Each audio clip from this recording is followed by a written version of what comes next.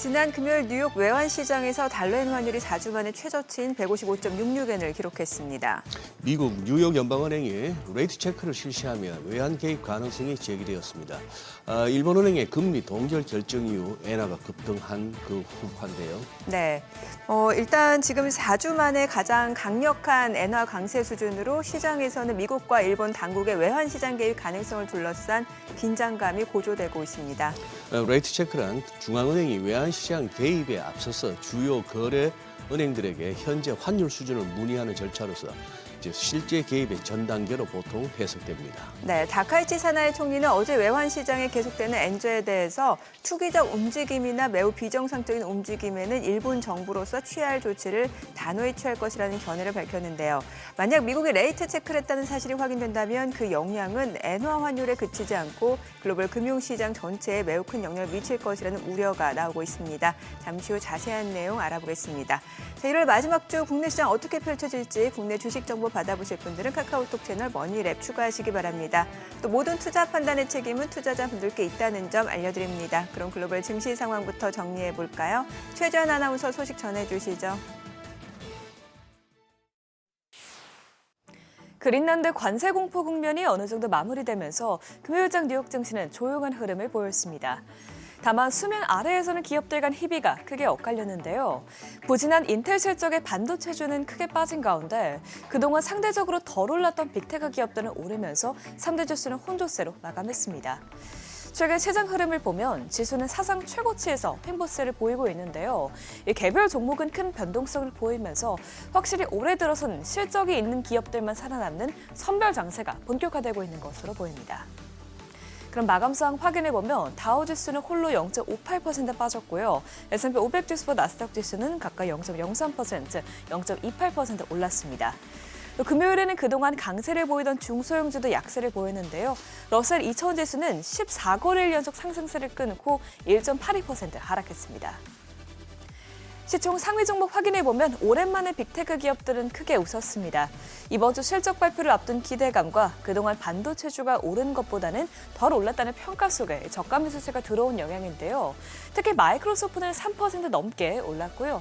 엔비디아는 중국 정부가 알리바바와 텐센트, 바이트댄스 등의 H200칩 주문 준비를 승인했다는 보도가 나온 덕분에 주가가 1.5%가량 올랐습니다.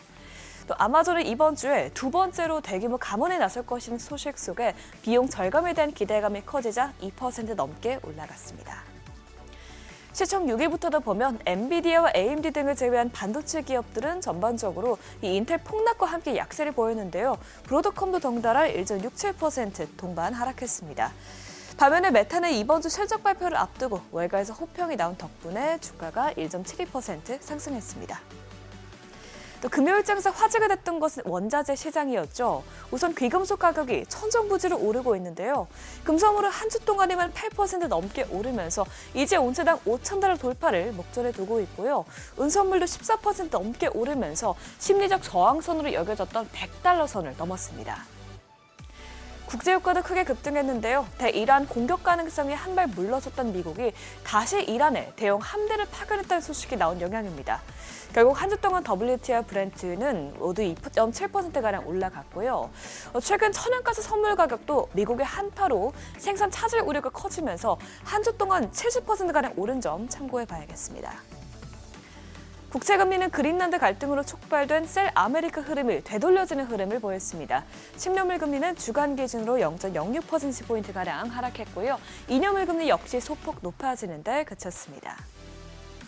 이런 가운데 달러 같은 크게 하락했습니다. 엔화가 6개월 만에 최대폭으로 반등한 영향인데요.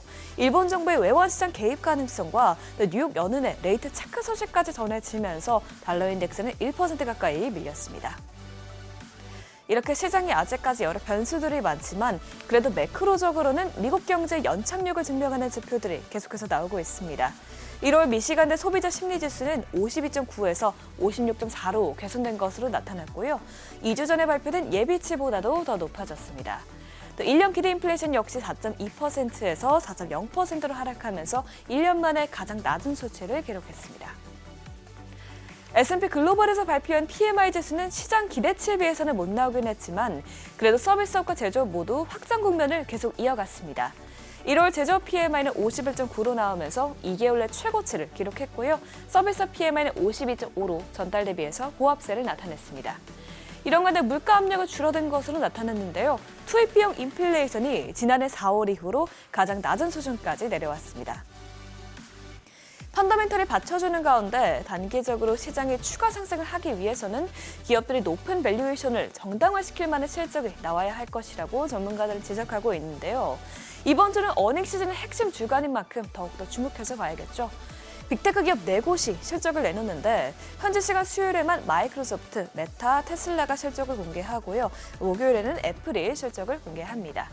최근 M7 기업들이 AI 버블론에 대한 우려 속에 랠리가 다소 둔화됐는데 이번 분기 실적 발표를 통해서 이 우려감이 더 커질지 혹은 잠잠해질지 판가름 날 것으로 보입니다. 이 밖에도 최근 급등한 샌디스크나 웨스턴 디지털 등 메모리 주식의 발표도 있기 때문에 주의해야겠습니다. 또 이번 주에는 1월 FOMC도 예정돼 있습니다. 월가에서는 이번 FOMC에서는 금리 동결이 예상되고 큰 이변은 없을 것이라고 보고 있는데요. 중요한 건 현재 경제 상황에 대한 연준의 진단이겠죠. 뱅크 오브 아메리카에서는 12월 실업률이 하락한 점과 견조한 경제활동, 또 중립금리에 대한 언급에 주목할 필요가 있다고 밝혔습니다. 마지막으로는 차기 연준의장 후보가 발표될지도 지켜봐야겠습니다. 스콧 베센트 재무장관은 이르면 이번 주에 차기 연준의장 후보를 발표할 가능성이 크다고 밝힌 바 있는데요. 현재 예측 시장에서는 블랙록의 링리더 글로벌 채권 최고 투자 책임자가 1위로 올라섰습니다. 그는 지난 13일에 CNBC와의 인터뷰에서 금리를 3%까지는 낮춰야 한다면서 비둘기 파적인 면모를 보였는데 이번 발표에 따라서 주식시장, 특히 채권 시장이 크게 유동칠 수 있는 점 예의주시해야겠습니다. 지금까지 굿모닝 마켓이었습니다.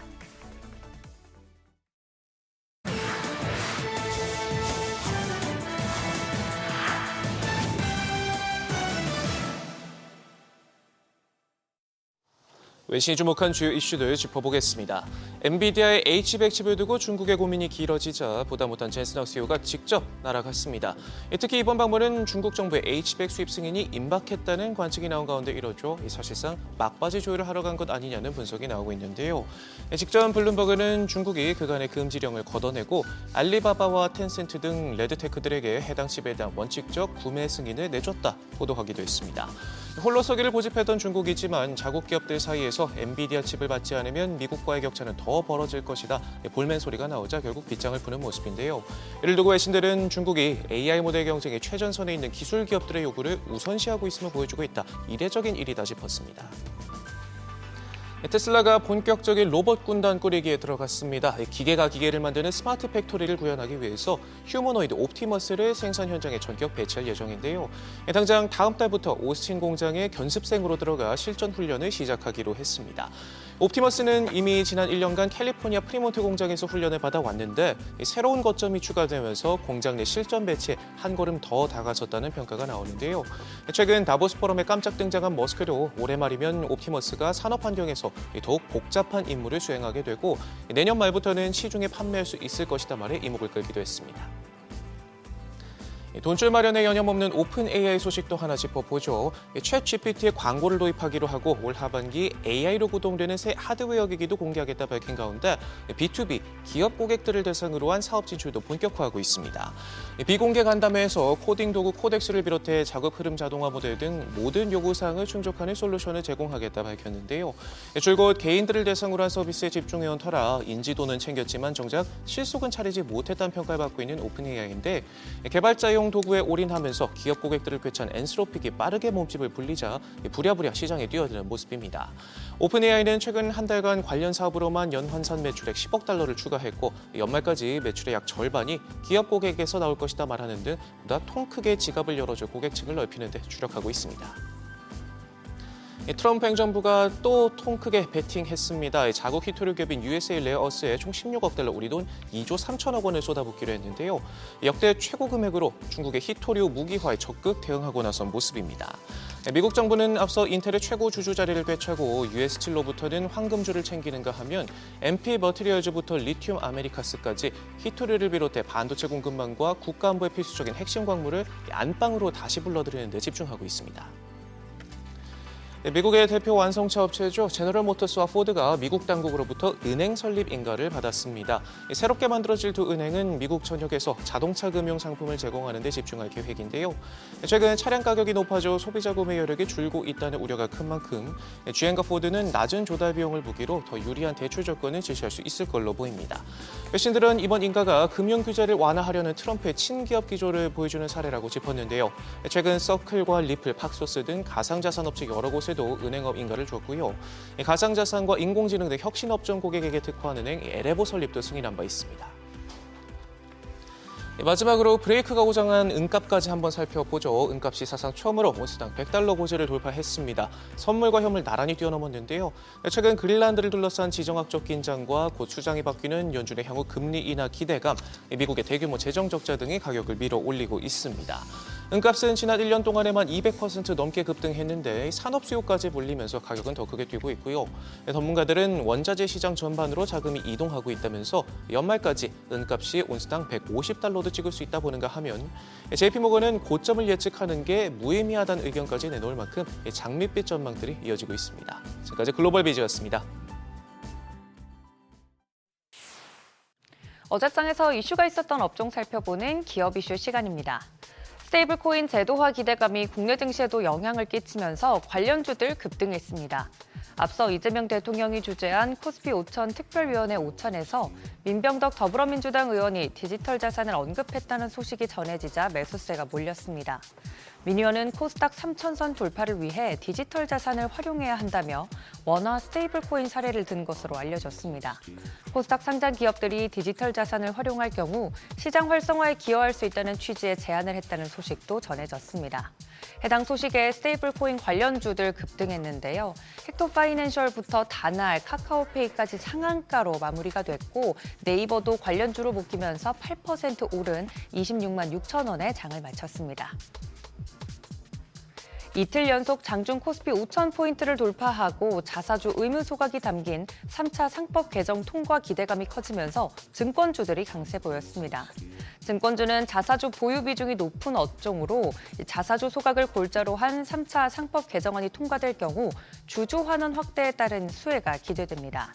또 앞서 이재명 대통령은 더불어민주당 코스피 5,000 특별위원회와의 회동에서 3차 상법 개정의 신속한 추진을 강조하기도 했습니다.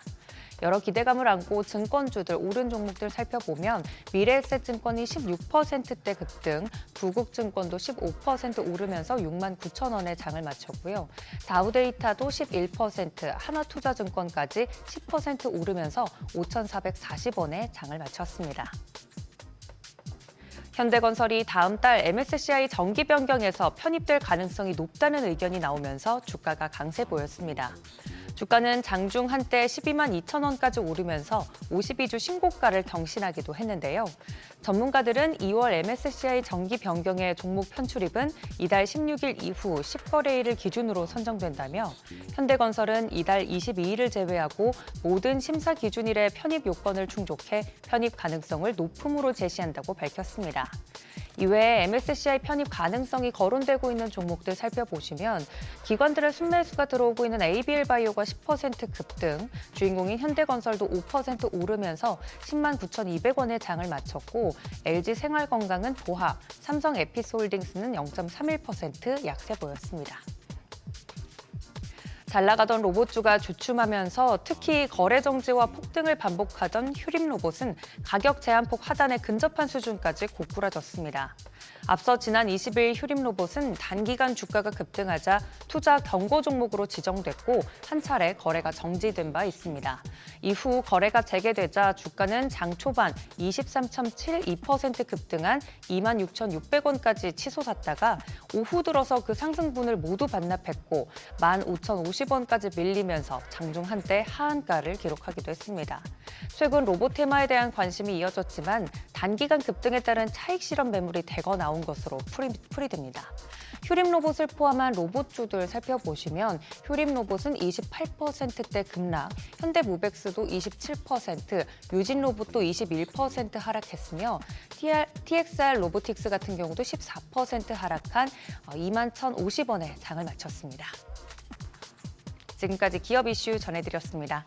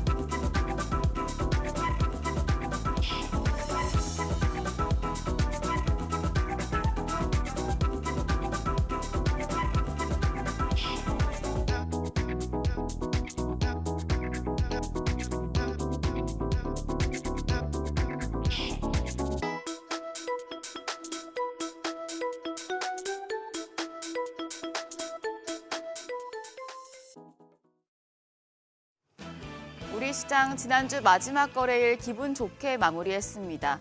코스피 5천에 이어 이번엔 코스닥이 1000스닥 초읽기에 들어갔습니다. 시장 이대로 쭉쭉 올라갈 수 있을까요? 이번 주 기업들의 본격적인 실적 발표가 줄줄이 예정돼 있습니다. 전 거래일 복귀하면서 이번 주 투자 포인트 체크하시죠. 코스피는 이번에도 아쉽게 종가 기준으로 5,000피를 달성하진 못했습니다. 대형주들에서 차익 실현이 나오면서 0.8% 가까이 오른 4,990포인트였습니다. 반면 코스닥 전략 후강 장세였습니다. 바이오텍이 이틀 연속 반등하며 2.4% 뛰었습니다. 코스피 5천 특기가 코스닥 3천을 제안했던 소식에 코스닥의 매수세가 강하게 쏠렸습니다. 993포인트, 이제 1000스닥까지 7포인트도 남지 않은 상황입니다. 이로써 지난 한 주간 코스피는 3.08% 상승하며 주간 기준으로는 5주 연속 올랐고요. 코스닥도 4.12% 상승했습니다. 외국인과 기관의 힘이 강해지고 있습니다. 지난 7일 기준 외국인 보유 비중 유가증권 시장에서 37%로 5년 9개월여 만에 최대치를 기록했는데요. 전 거래일에도 외국인은 하루 만에 다시 사자에 나서며 1,400억 원 넘게 순매수했습니다. 기관도 4,790억 원 사자 포지션 취했습니다. 개인 투자자만 7,200억 원 넘게 팔아냈습니다. 코스닥 시장에선 기관이 역대 최대 규모의 순매수에 나서며 기록을 썼습니다. 9,700억 원 넘게 순매수하며 지수의 급등을 이끌었고요. 외국인도 1,052억 원 순매수 기록했습니다. 개인들만 홀로 1조 360억 원 팔아냈습니다. 코스피 시총 상위단에선 흐름이 엇갈렸습니다. 신고가 행진을 이어가던 삼성전자와 현대차에서 차익 실현 매물이 출회되며 지수의 상승폭을 축소시켰습니다. SK하이닉스와 삼성바이오로직스, HD현대중공업, 두산에너빌티는 상승 마감했습니다. 코스닥 시총 상위단이 굉장히 좋았습니다. 시총 10위를 넘어서 15위권까지 전 종목이 일제히 상승을 켰습니다. 특히 조정을 받았던 제약바이오 대표주들 반등이 이어졌는데요. ABL바이오와 삼천당제약, 리가켄바이오가 두 자릿수의 상승률 기록했습니다. 환율은 변동성이 컸습니다. 정규장 마감 시간 달러 기준 4원 10전 떨어진 1,465원 80전을 기록하며 3거래일 연속 내렸습니다. 이후 야간 거래에서 낙폭을 더 키우면서 1,462원 50전을 기록했습니다. 역외환율까지 차트 보시죠. 미국과 일본 정부가 엔화 약세를 막기 위해서 개입 중이라는 전망이 나오자 엔화 가치가 큰 폭으로 뛰었고요. 덩달아 원화도 영향을 받았습니다. 역외환율은 24일 새벽 6시 기준으로 1,446원 80전으로 16원 가까이 급락했습니다. 오늘 환율 뚝 떨어지면서 출발할 가능성이 높은데 외국인 매수세를 자극할 수 있을지 또 환율 장중의 변동성 커질지 확인하셔야겠습니다. 이번 주 종가 기준 5,000피 또 코스닥은 1,000스닥을 기록할 수 있을지 빅 이벤트들이 줄줄이 예정돼 있어서 국내 증시의 분수령이 될 전망입니다. 우선 매크로 이벤트로는 29일 목요일 새벽에 올해 첫 FOMC 회의 결과가 나옵니다. 기준금리는 유지될 가능성이 높지만 시장은 파월 연준 의장의 고용과 물가 관련 발언에 주목하고 있습니다. 그리고 금요일에 나올 유로존 4분기 GDP 잠정치와 미국의 12월 PPI 지수도 체크하셔야겠습니다. 국내 증시에서는 오늘 HD현대인프라코어가 상장 폐지되고 HD현대건설기계 신주가 상장하니 참고하시죠. 중요한 건 실적입니다. 빅테크 실적들이 나오고요. 또 국내 증시 주요 기업, 특히 톱3인 삼성전자와 SK하이닉스, 현대차 실적이 공개됩니다. 목요일에 삼성전자의 확정 실적, 반도체 부문 실적과 컨퍼런스콜에서 나올 사업 계획에 관심이 쏠리고 있고요. SK하이닉스도 역대 최대 실적을 기록할지 주목됩니다. 현대차까지 이제 목요일에 세론이 나올지 아니면 지수가 실적을 등에 업고 더 올라갈 수 있을지 중요한 하루가 되겠습니다. 한편 오늘은 삼성 에피솔딩스와 LG이노텍, S-오일, 하나투자증권, 유니드가 실적을 공개합니다. 참고하시죠. 한편 지난 금요일 시간의 거래에서는 반도체 관련주 강세가 이어졌습니다. 반도체 슈퍼사이클에 대해 관련주도 한번 뛰고 있는데요. 오늘도 상승 흐름 계속될지 확인하셔야겠습니다. 그럼 프리마켓 통해 개장 분위기 가늠해 보시죠. 우선 우리가 쉬는 사이 뉴욕 증시 혼조였습니다. 인텔이 실적 실망감에 폭락했는데 국내 증시 반도체주엔 얼마나 영향을 줄까요? 일단 유가증권 시장 삼성전자 상승합니다.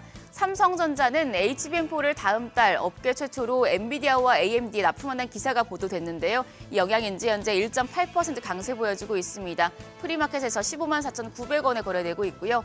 SK하이닉스와 현대차 조정받습니다. SK하이닉스가 1% 빠지며 75만 9천원, 현대차가 0.8% 약세로 50만 6천원에 거래되고 있습니다. 반면 LG에너지솔루션이 1.2% 강세로 41만 7천원, 삼성바이오로직스 강보합인 가운데 HD현대중공업도 0.3% 소폭의 오름세 기록 중입니다. 거래가는 62만 9천원입니다.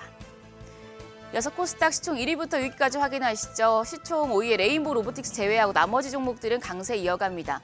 알테오젠이 1% 추가적인 상승세 보여주며 39만 1,500원에 거래되고 있고요. 2차전지 대표주 흐름 좋습니다. 에코프로비엠이 1.8% 강세로 17만 7,500원, 에코프로가 1.23% 강세로 거래가는 10만 7,100원입니다. ABL바이오가 전 거래일 두 자릿수 상승률 보였었는데 지금 프리마켓에서도 2% 넘게 뛰고 있습니다. 거래가 20만 2천원이고요. 반면 레인보우 로보틱스는 2.2% 약세로 52만 7천원, 삼천당 제약은 0.8% 강세입니다. 거래가 36만 3천원으로 집계됩니다. 오늘 코스닥 1,000스닥에 돌파할 수 있을지, 또 코스피는 종가 기준으로 5,000피를 달성할 수 있을지, 여기에 환율은 급락세를 이어갈지 확인할 게 많습니다. 원희씨와 함께 개장 준비하시죠. 지금까지 어제장 오늘장이었습니다.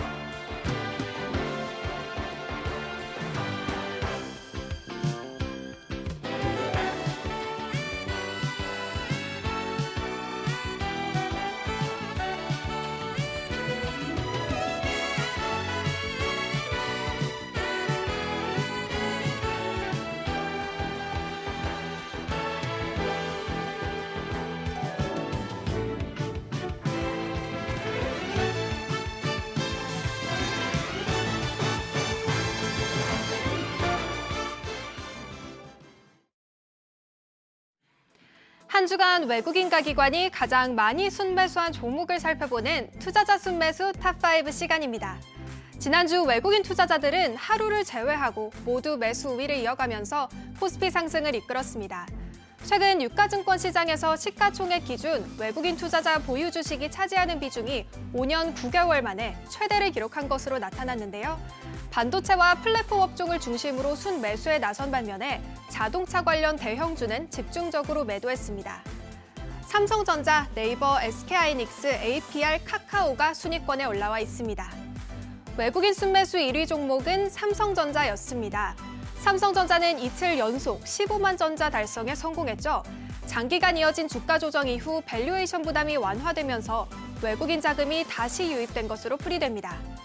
주요 증권사들이 삼성전자의 목표 주가를 20만 원까지 상향하고 있는데요.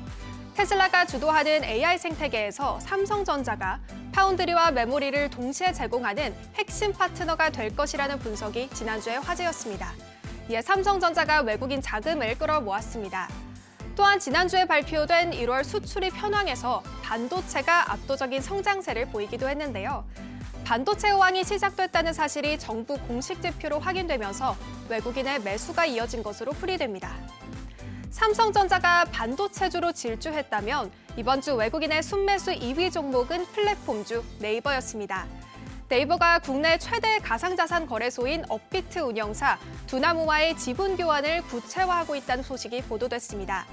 또 코스피가 장중 5,000선을 돌파했던 날 시장에서는 원화 기반 스테이블 코인 생태계에 대한 기대감이 폭발했는데요. 네이버가 이 생태계 핵심 인프라를 담당할 것이라는 분석이 나오면서 주가가 8% 이상 급등하며 재평가받았습니다. 외국인 투자자들은 코스닥 시장에서도 하루를 제외하고 모두 순매수를 이어가면서 코스닥 상승에도 기여했습니다. 순위권에는 에코프로비엠, ABL 바이오, 실리콘2, 레인보우 로보틱스, 스피어가 이름을 올렸습니다. 외국인 투자자들이 코스닥에서 가장 많이 담은 종목은 바로 에코프로비엠이었습니다. 2차 전지주들이 한동안 주춤했었는데 지난주에는 외국인이 다시 에코프로비엠을 적극적으로 사들였습니다. 지난주 시장을 지배한 키워드는 바로 로봇이었습니다. 특히 에코프로비엠의 전고체 배터리 기술이 로봇 기술을 높이는 핵심 솔루션이 될 것이라는 증권가 리포트가 발표되며 목표 주가가 상향됐습니다. 이에 외국인은 에코프로비엠을 단순한 자동차 부품사가 아닌 로봇 에너지 기업으로 재평가하기 시작했습니다. 또한 지난주 초반에 미국과 유럽에서 중국산 배터리 소재에 대한 추가 규제 논의가 나오면서 지난주 내내 상승세 이어갔습니다. 에코프로비엠과 함께 외국인 장바구니의 핵심 키워드는 바로 미래 산업이었는데요. 레인보우 로보틱스도 순매수 상위권에 올랐습니다. 지난주 초반에 삼성전자가 레인보우 로보틱스와의 기술 협력을 더욱 구체화한다는 소식이 들려왔죠. 특히 삼성의 AI 기술이 탑재된 휴머노이드 로봇의 시제품 공개가 임박했다는 기대감이 외국인의 강한 매수세를 이끌었습니다.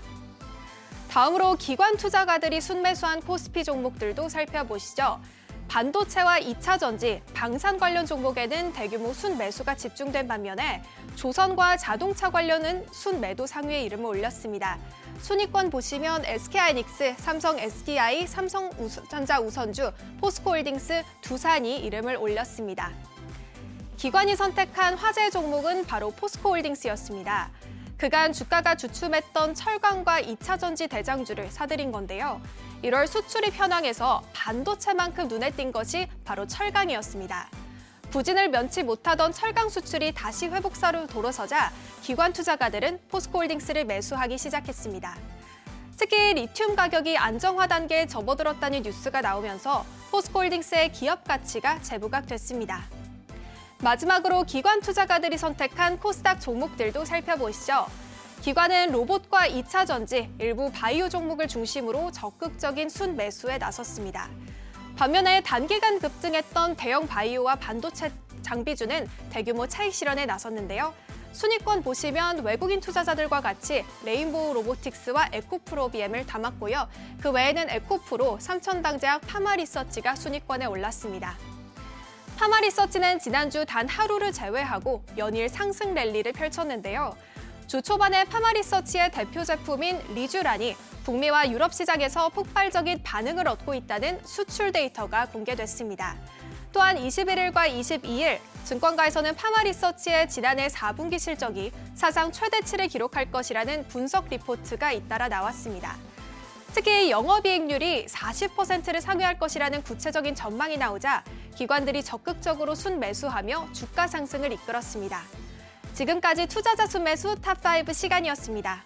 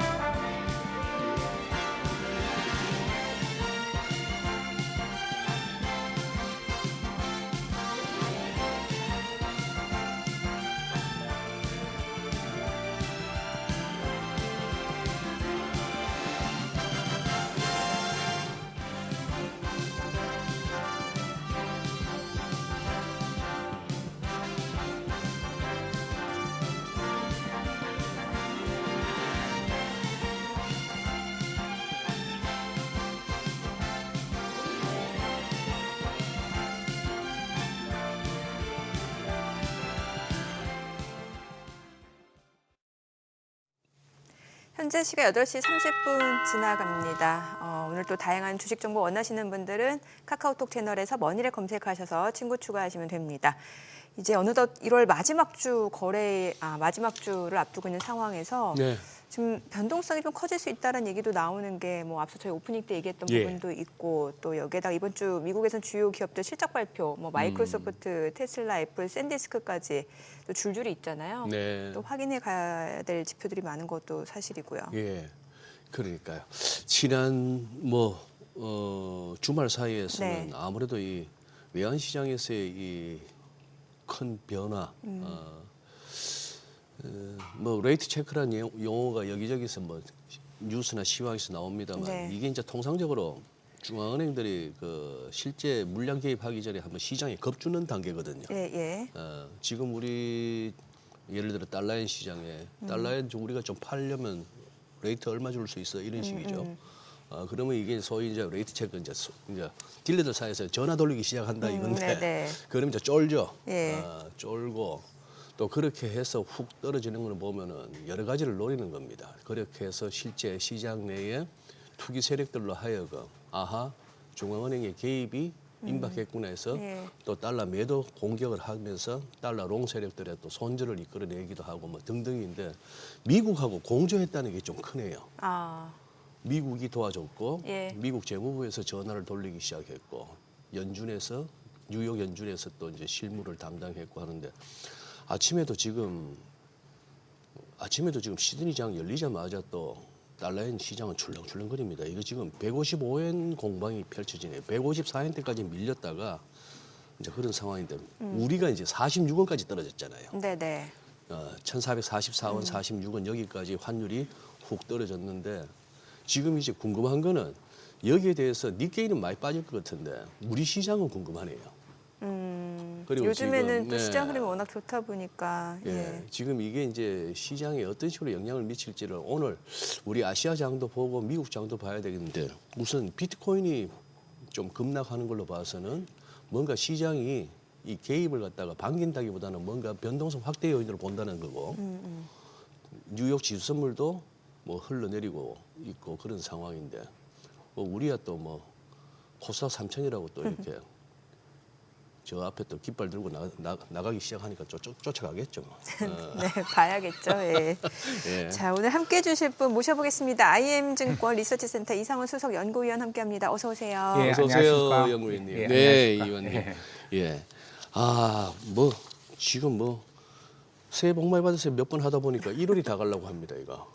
1월이 다 가는데 뭐 지수는 거의 800포인트 맞아. 올랐습니다. 예. 그 사이에 예, 그 사이 1월 2일부터 4,200부터 시작해서 지금 800포인트. 가까이. 예. 뭐 우리 13거래일을 연속 간에 만에 하면서도 예. 진짜 5천 위에도 발도 한번 담가봤고 예. 오늘은 그러면 이제 코스피 5천과 코스닥 1,000을 안착을 하느냐를 갖고 또 이번 주는 공방이 펼쳐질 것 같은데 그렇죠. 중요한 한 주죠. 중요한 한 주다. 아까 앵커님이 말씀하셨듯이 예. 변동성이 많을 것 같아요. 변동성이 예, 커지는. 왜냐하면 wen화가 이제 급등을 하면서 네. 그 변동성 때문에 여러 가지 해치 수요를 해놓은 상태에서 예. 알고리즘 매매로 변동성을 주식시장의 변동성을 일으킬 수 있고 예. 충분히 우리나라는 지금 800포인트가 올리는 상황이기 때문에 예. 더 일본도 오늘 영향을 미치겠지만은 예. 우리나라 부분도 상당 부분 영향을 미칠 것 같습니다. 어떤 쪽으로 좋은 쪽으로 나쁜 쪽으로 나쁜 쪽이죠. 나쁜 쪽으로요. 나쁘죠. 왜냐하면 그 엔화의 보통 이제 주식시장 같은 경우에는 예. 변동성이 심하면은 위로 올라가든 아래로 내려가든 하는데 네. 변동성이 심하다는 거는 불확실성이 증가된다는 거죠. 그렇죠. 결론적으로. 예. 그렇기 때문에 변동성이 심하면 항상 위로 가는 게 아니라 아래로 가는 경향이 있습니다. 우리가 보통 장 빠질 때 변동성이 확대됐다 이렇게 표현을 하죠. 그래서 예. 엔화의 숏 포지션이 대부분 청산되면서 그게 얼마만큼 청산되느냐에 따라서 숏 포지션을 찰 때 어느 주식 시장에서는 롱을 걸어놨고 예. 그게 이제 반대로 하는 부분이 알고리즘 매매에서 항상 일어나기 때문에 예. 그런 부분들이 주식 시장에 오늘 어느 정도 영향. 왜냐하면 숏 포지션을 얼마만큼 청산하느냐에 따라서 그 규모가 커지면은 숏 포지션이라 하시면 지금 뭐에 대한 숏? 엔화에 대한 엔화에 숏. 대한 숏. 예, 예. 엔화 매도 포지션을 예, 예. 얼마나 청산하느냐. 예, 그거에 따라서 주식시장도 변동성, 불확실성이 높아지면서 아래로 가는 변동성이 심해질 거라고 보고 있습니다. 저도 뭐 몇 가지 이렇게 영상을 보려고 뭐 썸네일 보면은 굉장히 막 자극적이기도 하고 한번 들어보고 싶잖아요. 그 중에 보면 뭐 갑자기 이제 달러인 환율의 이 변동성 때문에 뭐 블랙먼데이 운운하는 썸네일도 있어서 좀 봤습니다만 딱히 이렇게 설득력은 없어가지고 왜 그것 때문에 우리가 블랙먼데이가 와야 되지 싶은데 그 정도는 이 아니겠... 정도는 아니고요. 예. 지금 이제 유동성 자체가 예. 우리나라도 그렇고 해외에서도 예. 어느 정도 받쳐주고 있기 때문에 그러니까요. 그러니까 네. 이제 실질적으로 지금 미국 같은 경우에도 러셀 2000이 7% 1월 2일부터 올랐고 S&P는 1%까지 안 올랐습니다. 예. 그만큼 유동성 장세로 인해서 중소형주가 순환매가 많이 일어났고 우리나라 같은 경우에도 이제 그 전체로 보면은 아주 큰 시장은 아니기 때문에 약간 이제 그 유동성에 대한 선호도, 예. 특히 이제 뭐 삼성전자 하이닉스 실적에 대한 부분이 있었고 현대차에 대한 그 로봇 성장의 부분이 있어서 우리나라가 800포인트 올랐지만은 이런 이제 유동성 부분이 약간 축소될 수 있기 때문에 급락보다도 좀 하향 추세로 가는 하나의 변곡점이 아닐까 그렇게 보고 있습니다. 예. 뭐 뉴욕장 전반적으로 짓기보다도 이 필라델피아 반도체 지수가 뭐 이렇게 지수 중에서는 제일 많이 빠졌네요. 금요일 날 1.2% 마이너스인데 특히 인텔이 이게 막 17%나 빠져버렸는데요. 네. 위원님 이게 지금 우리 삼성전자하고 하이닉스에 영향을 줄 만한 어떤 변수인가요? 그 변수는 아니고요. 그건 아니고. 이 인텔 같은 경우는 다 아시겠지만 이제 CPU 예. 중앙 처리 장치에 대한 매출이 가장 큰데 예. 지금 AI 데이터 센터에도 당연히 AI 가속기에 GPU도 들어가고 예. HBM도 들어가고 최근에 출원 단계로 들어가면서 디램하고 랜드가 많이 사용한다고 그래서 네. 레거시 디램 랜드 가격도 많이 올랐듯이 CPU도 많이 들어갑니다. CPU도. 네. 그래서 CPU도 많이 들어갔는데 지금 인텔의 캐파 사항과 예. 그다음에 이제 부품 사항으로 봤을 때는 예. 공급망 사항으로 봤을 때는 그거를 충족시키지 못하니까 수요 증가에 대해서 매출 증가율이 그만큼 안 나온다고 이제 CEO가 밝혔기 때문에 수요를 못 따라간단 말이에요. 예. 네. 그렇기 때문에 그 실망감으로 17% 빠졌습니다. 그 실망감으로. 예. 약간 반대급부가 있는 거죠. 이제 계속 따라가서 엔비디아 같이 아니면은 하이닉스, 삼성 같이 그런 부분들이 가격이 반영되는 부분들이 있는데 인텔 같은 경우에는 당연히 이제 CPU에 대해서 그 부분보다는 많이 들어가진 않겠지만은 그거에 초과돼서 들어가는데 그거를 1분기에 충족시키지 못할 거라는 예상이 있어갖고 그러니까 매출에 대한 성장 범위를 좀 낮게 추정을 했거든요. 그것 때문에. 그래서 그런 부분들이 반영되면서 인텔 주가가 좀 빠졌습니다. 아니 이번 주에 뭐 미국에서는 주요 이제 매그니피센트 7이라고 얘기된 뭐 마이크로소프트라든지 테슬라, 애플 실적 발표도 있습니다만 또 많은 투자자분들이 주목하는 기업들 실적 중에 하나가 샌디스크예요. 왜냐하면 샌디스크가 올해 들어서 또 많이 올랐잖아요. 또 최근에 보면은 왜 지난 3년 동안 시장 상승을 이끌었던 대형주보다도 이런 AI가 아닌 종목들이 없을 정도로 이 중소형 장비까지도 이게 확대가 되고 있는 상황에서 샌디스크가 실적을 어떻게 발표하냐에 따라서도 이것도 많은 영향을 줄 것 같다는 생각이 들거든요. 근데 이게 양날의 칼인 게 뭐냐면 예. 여태까지 샌디스크 주가가 엄청나게 올랐습니다. 맞아요. 예. 우리나라 삼성전자 하이닉스 같은 경우도. 그러니까 그게 다 반영이 돼서 오르는 건지 네네. 아니면 더 반영이 될 거에 있는지 그렇죠. 그걸 판단하기 때문에 실적은 무조건 좋습니다. 그러니까 예를 들어서 지금 29일 날이 중요한 날인데 예. 왜냐하면 새벽에 FOMC 발표가 있고 그다음에 아까 말한 대로 메타랑 마이크로소프트 장 끝나고 그러니까 수요일 날 장 끝나고 발표되니까 우리는 목요일 날. 목요일 날 발표가 되고 하이닉스가 9시에 네. 콩콜이 있고 삼성전자가 10시에 콩콜이 있습니다. 목요일 날. 예. 예. 그래서 목요일 날은 완전히 슈퍼데이. 그러네요. 예. 예. 그래서 하이닉스 실적 발표도 똑같습니다. 왜냐면 이제 실적은 다 좋은 거 압니다. 좋은 건 네네. 예. 알겠고. 근데 거기서 더 성장할 수 있느냐 없느냐에 따라서 세론이 나올 수도 있고 아니면 계속 갈 수도 있고 샌디스크도 마찬가지입니다. 그래요. 예. 그래서 지금 어제 이제 언론에서 봐서는 샌디스크에 대해서 샌디스크가 아니라 그 디램 네. 랜드에 대해서 SSD 랜드에 대해서 삼성전자가 이제 가격을 더 올렸다. 예. 그런 소식들이 있었습니다. 그러다가 아닌 걸로 확인이 됐잖아요. 예. 예. 근데 이제 분위기는 가격이 그렇죠. 오르는 상황이다. 예. 뭐 그런 부분들이 있기 때문에 실적은 좋고 앞으로도 더 좋은데 중요한 건 뭐냐면 그 이제 PC라든지 그다음에 스마트폰이라든지 원가 상승이 엄청나게 되잖아요. 예. 그러니까 AI 데이터 센터에 대한 수요는 견조한 거는 무조건 맞아요. 계속 데이터 센터 그 스타게이트라든지 여러 가지 데이터 센터가 설립이 되면서 수요는 견조한데 예. 다른 레거시, 네. 뭐 중국의 스마트폰이라든지 원가 상승으로 해서 다 신제품 출시를 다 중단시켜 버렸습니다. 예. 그러니까 그런 출하량이 좀 감소되는 부분이 좀 있기 때문에 오히려 약간 부작용, 2분기부터는 약간 부작용이 일어날 것 같습니다. 가격이 올라서 당연히 AI 데이터 센터만 들어가는 게 아니라 당연히 레거시, 네. 여러 가지 스마트폰이나 PC에도 들어가기 때문에 이 부분이 줄어들게 되면은 생각했던 만큼 실적이 잘 안 나올 수 있기 때문에 생각했던 막 좋은 그러니까 그 메모리 병목 현상 때문에 그렇다는 거죠. 예, 그렇죠. 그러니까 가격은 올라가는데 가격이 예. 올라가고 Q도 올라가면 엄청난 효과인데 예. 가격은 올라가면서 Q가 오히려 좀 줄어들면 좀 저희가 생각했던 것보다는 지금 이제 다른 애널리스트들이 하반기도 엄청나게 좋고 실적이 좋다고 말씀들을 하지만은 네네. 그 부분을 조금 지켜봐야 됩니다. 2분기부터는. 예. 한때 뭐 주식 하시는 분이든 방송하는 사람이든 하루에 엔비디아를 갖다가 언급 안 하고 넘어가는 날은 없다시피 할 정도로 엔비디아 하고 살았는데 최근 들어서는 좀 엔비디아에 대한 언급이 줄었다는 느낌이거든요. 주가도 못 올랐죠. 주가도 뭐 180에서 190 사이에서 그냥 왔다리 갔다리 하고 있다 보니까 작년도 해서는 한 40% 정도밖에 안 올랐죠. 2024년, 2023년도에는 거의 150%, 200% 그러니까 올랐는데. 그렇게 오르다가 그래 됐습니다만 이 관련한 뉴스도 그래요. 아니 젠슨 황은 뭔가 활발하게 움직이고 발언도 많이 나오고 하는데 주가 반응은 좀 시큰둥하다는 느낌이 들고 최근에 또 이거 뭐 엔비디아 AI 칩 H200 이게 중국이 뭐 우리가 안 받을래 하다가 이제 슬그머니 또 이제 주문 준비하라 소리도 나오고 하는데 이게 지금 근데 반응이 시원찮아요 주가가. 엔비디아가 지금 이제 조금 시장에서 좀 뒷전으로 밀린 느낌 저는. 그런 부분도 있는데 예. 지금 시총 1위가 어디죠?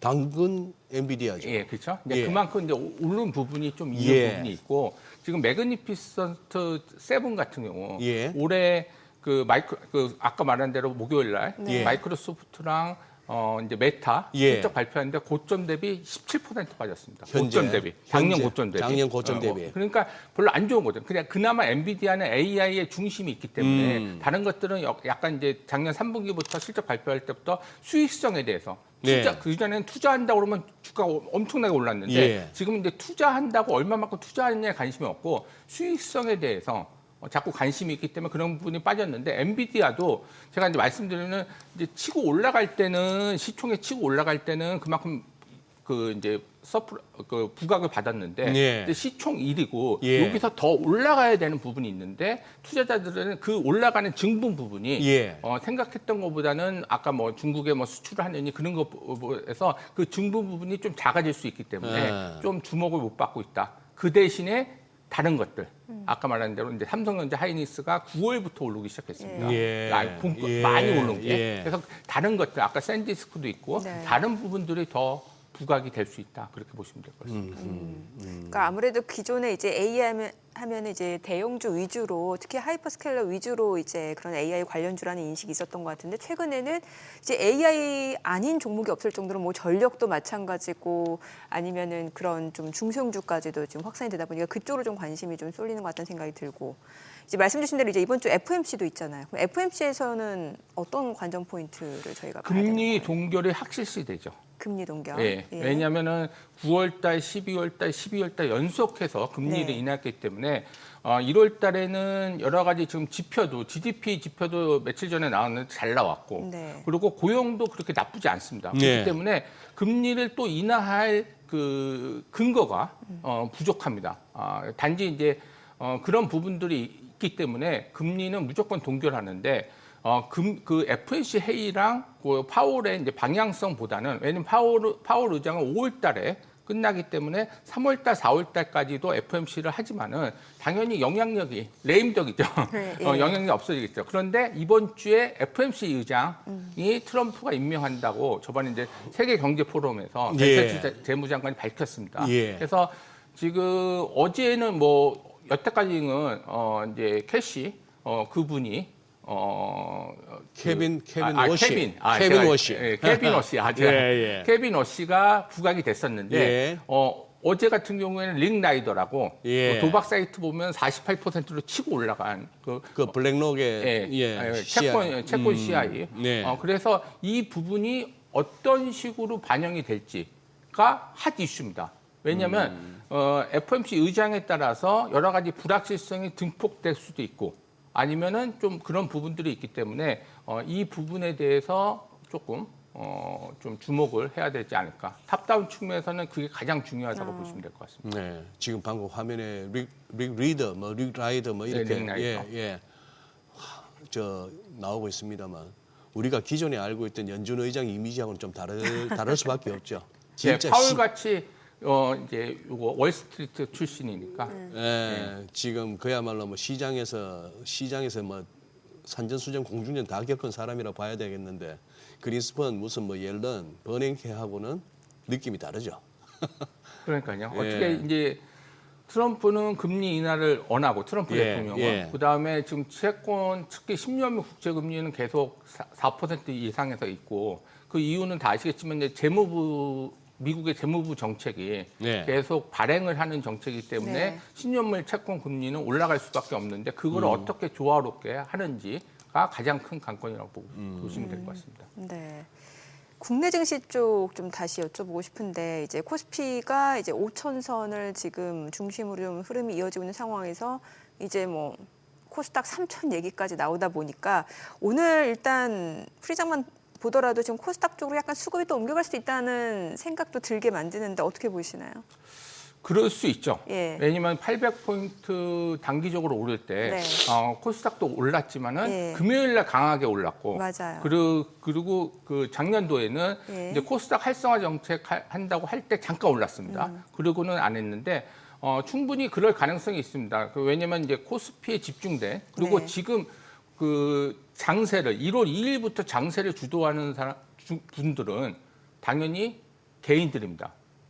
기관이 많이 사왔는데 왜 개인들이 주도할까요? 그러면 왜냐하면 기관 중에서도 금융투자 매수가 엄청나게 있습니다. 그거는 개인들의 ETF, 퇴직연금이 스며들기 때문에 지금 거기에 예탁금이 90조 정도 되고 있기 때문에 이런 부분들이 2021년도에 우리가 3,300 갈 때 당연히 동학개미가 있었고 개인들이 주도했듯이 지금은 외국인은 11월부터 거의 중립 포지션에 있습니다. 매수를 안 하고 오히려 매도를 하는 부분이 있기 때문에 개인들에 대한 자금이 이제 지금은 대형주에 쏠려 있지만은 그런 ETF라든지 그런 거에 쏠려 있지만은 코스닥으로 좀 넘어올 수 있는 부분이 있다. 그렇게 보시면 될 것 같습니다. 코스닥으로 넘어올 부분이 있다. 코스닥 쪽에서는 비중이 높은 게 제약바이오잖아요. 예. 지난주에 보니까 또 제약바이오가 그동안 좀 투자 심리 위축으로 좀 가격 조정을 받았다가 또 보니까 또 빠르게 반등을 보여주기도 했거든요. 그럼 이제 제약바이오도 좀 기대를 해볼 수 있는 거예요? 아무래도 그렇죠. 왜냐하면 이제 코스가 활성화 정책에서 코스닥 벤처펀드라든지 그런 거에 대한 소득공제 그랬을 때 코스닥 벤처펀드가 이제 살 종목들은 시가총액 높은 것들로 살 수밖에 없는 부분이기 때문에 우연찮게도 코스닥의 시가총액 높은 것들은 바이오 종목입니다. 그래서 바이오에 대한 이제 뭐 성장성 뭐 그런 것도 있겠지만은 약간 수급적으로는 코스닥이 잘 가려면 어쨌든 시총 높은 게 가야 되고 지금 코스피가 더 올라가려면 삼성전자 하이닉스, 현대차 이외에 다른 그 주저주가 나타나야 되는데 저는 안 보이기 때문에 더 오르기는 힘들고 코스닥도 마찬가지입니다. 이제 오르기 위해서는 시가총액 높은 것들이 올라야 되기 때문에 이런 흐름들이 가게 되면은 이제 바이오가 좀 오르면서 코스닥 지수도 오를 부분이 좀 있을 거라고 보고 있는데 여기서 하나 염두해 주실 건 뭐냐면 코스닥도 작년에 4% 5% 올랐습니다. 그렇죠. 결론적으로. 그러니까 그 미국 뭐 여러 가지 장보다는 훨씬 많이 올랐습니다. 그렇습니다. 그렇기 때문에 이 오른 상황에서 단지 상대적인 거죠. 코스피가 75% 오른 상황에서 거의 반타작도 안 올랐기 때문에 상대적인 거지. 코스닥도 제법 올랐습니다. 그런 부분들이 있기 때문에 그거는 좀 염두해 주셔야 될 것 같습니다. 알겠습니다. 자, 지금 8시 50분 지나갑니다. 오늘 양시장 호가 상황 좀 체크해 보겠습니다. 먼저 코스피 예상 7일 지수부터 확인해 보겠습니다. 오늘 코스피는 보합권 출발 예상됩니다. 4,988, 코스닥 0.78% 상승 예상되고요. 이렇게 되면 이제 코스닥도 1000을 넘어가게 되는 건데 일단은 이제 코스닥 쪽으로 수급이 이동되지 않을까라는 또 기대감도 좀 반영이 되는 것 같네요. 시가총액 상위 종목 예상 체결가 보겠습니다. 삼성전자 소폭 하락 출발 예상됩니다. 지금 호가는 15만 1,700원, SK하이닉스가 1% 하락이 예상됩니다. 지금 호가는 75만 원으로 집계가 되고 있네요. 자, 그리고 현대차 1.7% 하락 예상됩니다. 예상 체결가 50만 원이고 LG 에너지솔루션 0.8% 상승 예상됩니다. 호가는 41만 5,500원. 삼성전자 우선주 보합 예상되고 있고요. 삼성 바이오로직스도 지금 호가에서는 보합권 예상되고 있습니다. 한화 에어로스페이스 예상 체결가 126만 2천 원으로 0.5% 상승 예상되고요. HD 현대중공업 1.4% 하락 예상됩니다. 호가는 61만 8천 원. 기아가 지금 약보합 출발 예상되고 있고요. 두산 에너빌리티 0.9% 상승 예상됩니다. 호가는 9만 4,200원으로 나타나고 있습니다. 코스닥 시가총액 상위 종목 예상가도 보겠습니다. 알테오젠 보합 예상되고 있고요. 에코프로비엠이 2% 상승 예상됩니다. 호가는 17만 8천 원. 에코프로도 1.8% 상승 예상되고 있습니다. 예상 체결가 10만 7,800원이고요. 에이벨바이오가 2% 상승 예상됩니다. 레인보로보틱스 보합 예상되고 있고요. 리가캠바이오가 1.2% 오름세가 예상됩니다. 호가는 16만 7,900원. 삼천당제약 예상 체결가 36만 7천 원이고요. HLB가 6% 상승 예상됩니다. 호가 6만 1,400원. 코오롱티슈진도 강보합권 예상되고 있고요. 팩트로는 25만 1천 원으로 집계됩니다. 1%가량 하락 출발 예상되죠. 자, 이제 계산까지 8분 남았습니다. 일단 지금 오늘 호가 분위기를 놓고 봤을 때는 지금 코스닥이 1000선을 돌파할 것으로 예상이 되네요. 지금 보니까. 네. 네. 일단 그걸 봤잖아요. 예.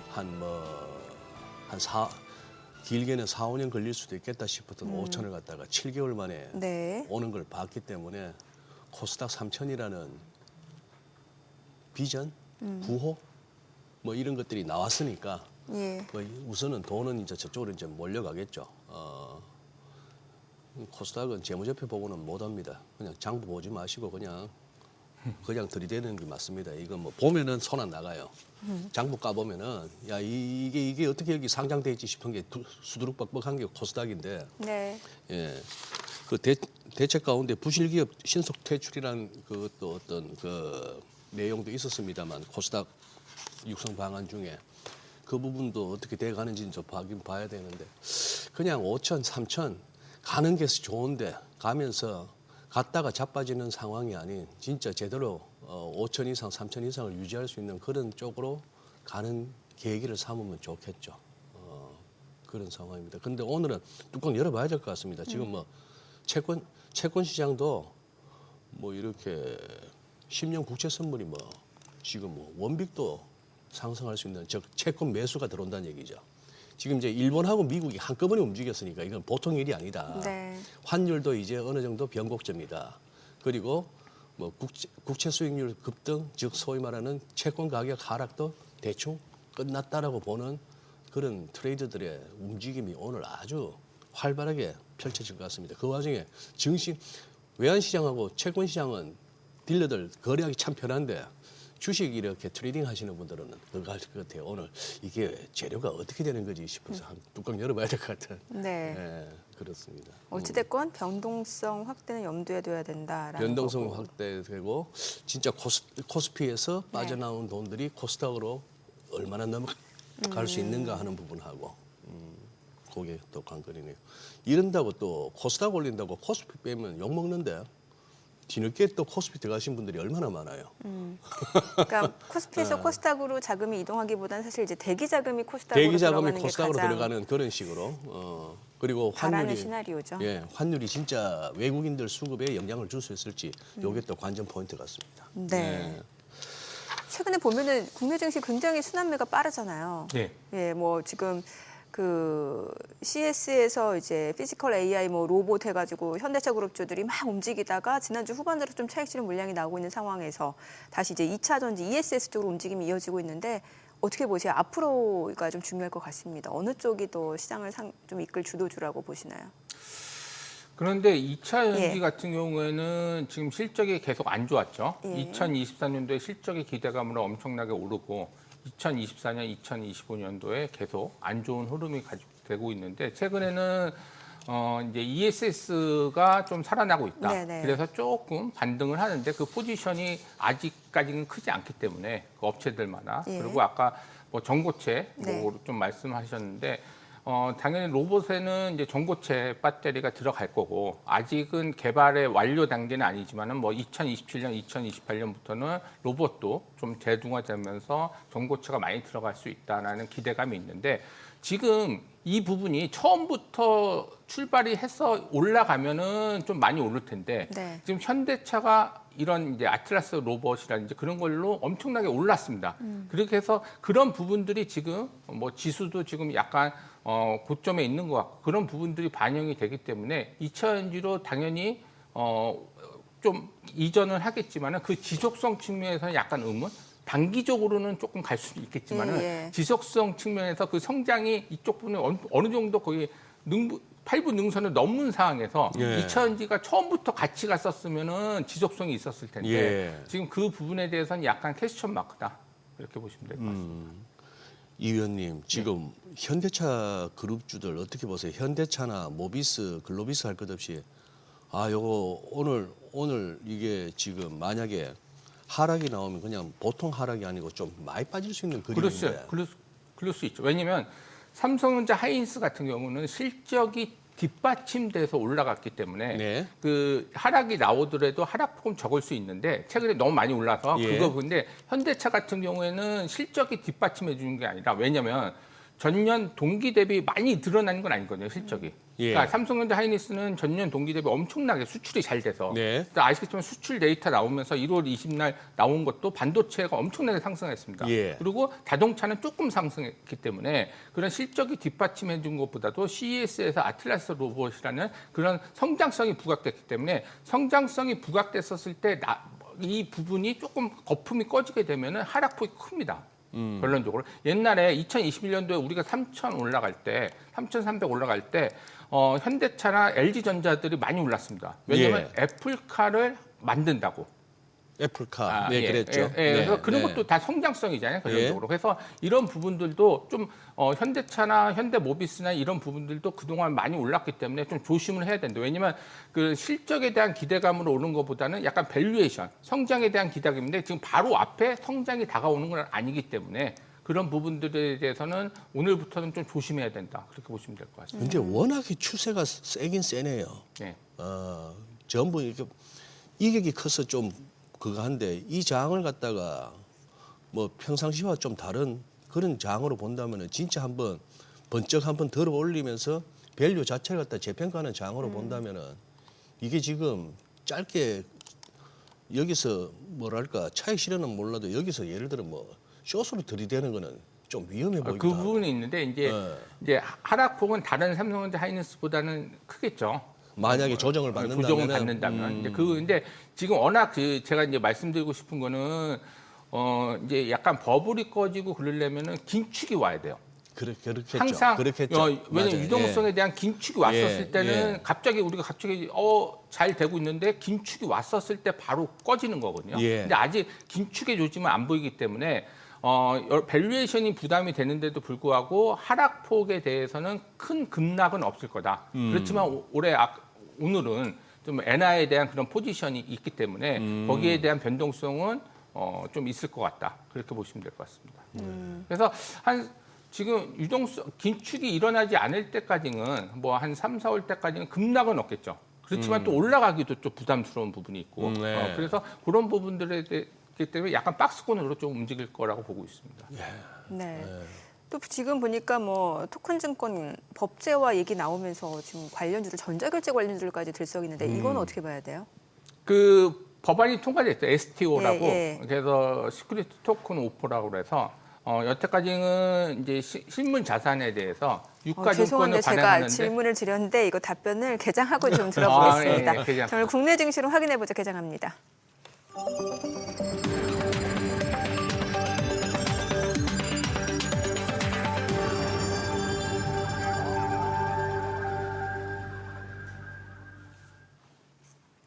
네, 1월 26일 월요일 국내 증시 개장했습니다. 이번 주 이제 1월 벌써 마지막 주인데 일단 전반적으로 코스피 올해 계속해서 좀 상승세를 이어온 상황에서 이제 5천선에서 중심으로 이제 매매 공방이 좀 펼쳐지고 있는 상황.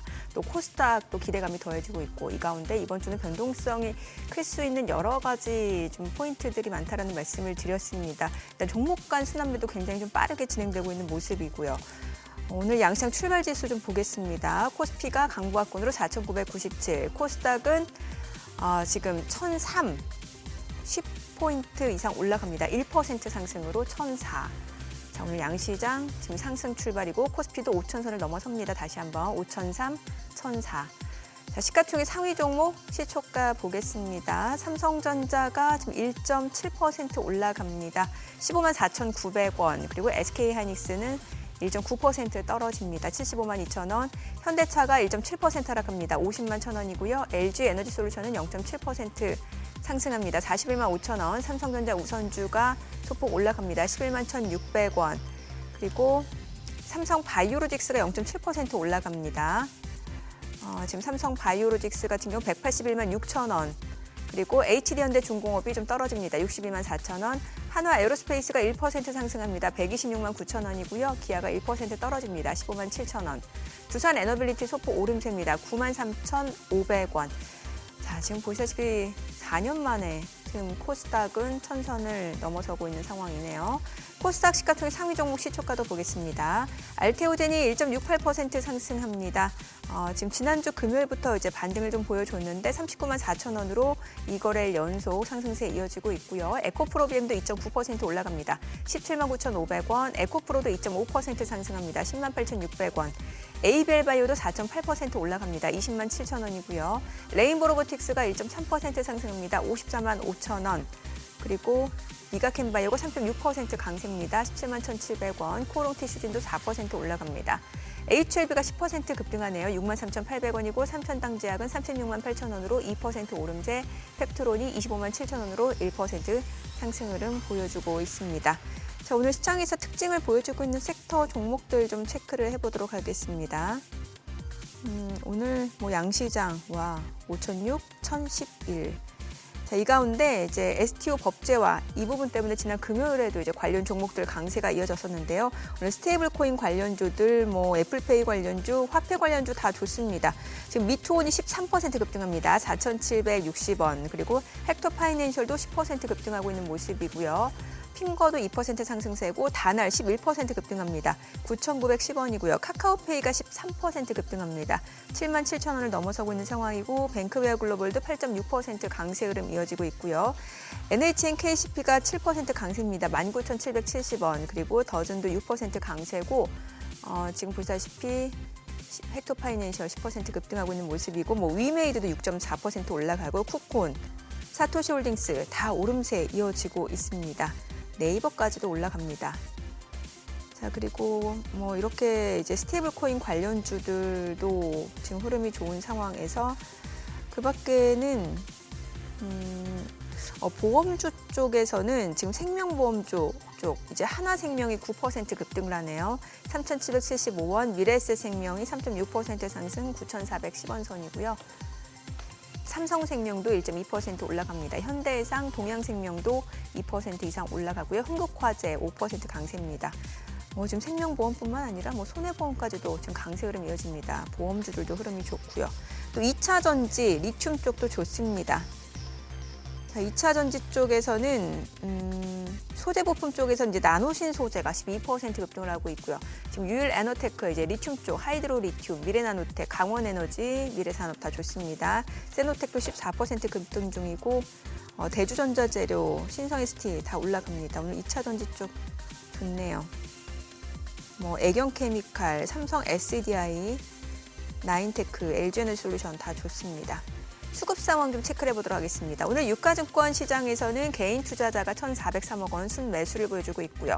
외국인과 기관은 각각 586억 원, 809억 원 매도 우위입니다. 코스닥에서는 개인 투자자 27억 원 순매수, 기관 520억 원 매수 우위, 외국인은 533억 원 순매도입니다. 환율 체크하겠습니다. 달러 환율입니다. 오늘 많이 떨어집니다. 19원 70전 하락한 1,446원 10전에 개장이 됐습니다. 오늘 코스닥 좋고 코스피도 좋고 괜찮네요. 네. 지수는 걱정하지 마시라니까. 지수는 걱정하지 마시고 뭐 지금 뭐 일본이 1.8% 니케이가 빠지고 뭐 중국은 어떻게 될지 모르겠습니다만 뉴욕도 지금 분위기 봐서는 빠지면서 시작할 건데 주초거래 그런 거 신경 쓰지 마시고 우리는 지수는 무조건 오른다니까.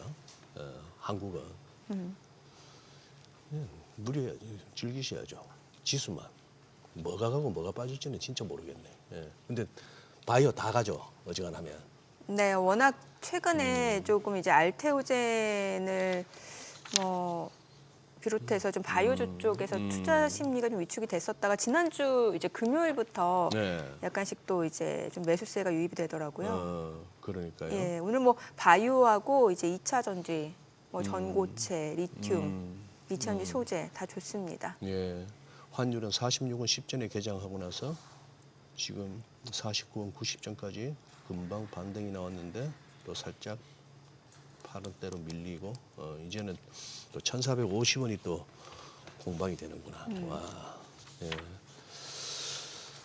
앞서 제가 연구위원님한테 그 STO 법제화 그 여쭤봤었죠. 네, 그 얘기도 좀 들어볼게요. 아까 STO 같은 예, 게 예. 이제 법이 통과됐고 최근에 이제 부각되고 있는 게 네, 뭐냐면 네. 이제 이재명 대통령 만나서 그 코스피 5,000위원회에서 이제 코스닥도 이제 3,000이 갈 수 있다. 그러면서 여러 가지 STO를 활성화해서 코스닥을 활성화한다. 그러면서 금요일 날 아까 헥토 파이낸스도 상한가하고 예. 오늘도 한 10% 오르고 그 관련주들이 엄청나게 좀 오르는 현상이 있는데 법안을 잠깐 보시면은 원래 이제 그 실물 자산으로 담보로 해서 뭘 발행을 하려면은 여러 가지 이제 뭐 유가증권이라든지 부분이 있는데 이거는 뭐냐면 토큰으로 발행하는 겁니다. 근데 토큰의 특징은 뭐냐면 블록체인으로 하기 때문에 네. 분산 원장에 대한 그런 이제 법 개정이 있어야 되기 때문에 이번에 분산 원장에 대한 법 개정이 있었고 그 블록체인을 활용해서 거래소를 만들어서 또 주식같이 또 활성화되는 부분이 있기 때문에 이 부분들도 이제 법이 통과가 됐습니다. 근데 이게 왜 뭐 코스닥을 활성화되고 뭐 활성화될 수 있냐면 만약에 이제 코스닥 기업들이 자금 조달을 하기 위해서는 주식시장에 상장하든지 아니면 뭐 채권을 발행하든지 뭐 그런데 근데 토큰으로 간단하게 여러 가지 프로젝트에 대해서 또 조달을 할 수 있기 때문에 네. 이런 부분들이 또 코스닥 업체들이 만약에 활용을 하게 되면은 이제 코스닥도 활성화될 수 있다는 부분이 있습니다.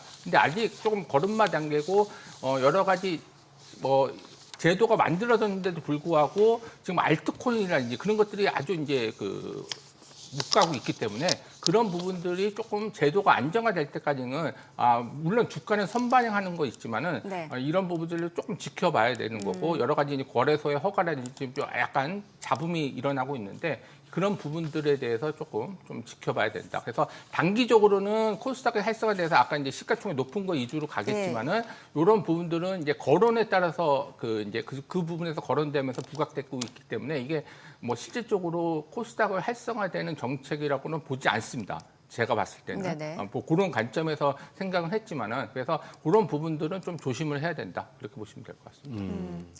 지금 코스닥 시장 육성 방안 이렇게 뭐 간략하게 정리를 해보면은 부실 기업 신속 퇴출이고 그다음에 인공지능, AI나 우주, 에너지 등의 핵심 기술 기업 상장을 활성화, 뭐 부실한 쪽은 퇴출시키고 AI, 우주, 에너지 핵심 기술 갖고 있는 기업들은 또 IPO를 통해서 상장을 활성화한다. 나가는 놈 나가고 들어올 놈 들어오겠고 세제 혜택을 통한 기관 투자가 진입을 유도한다.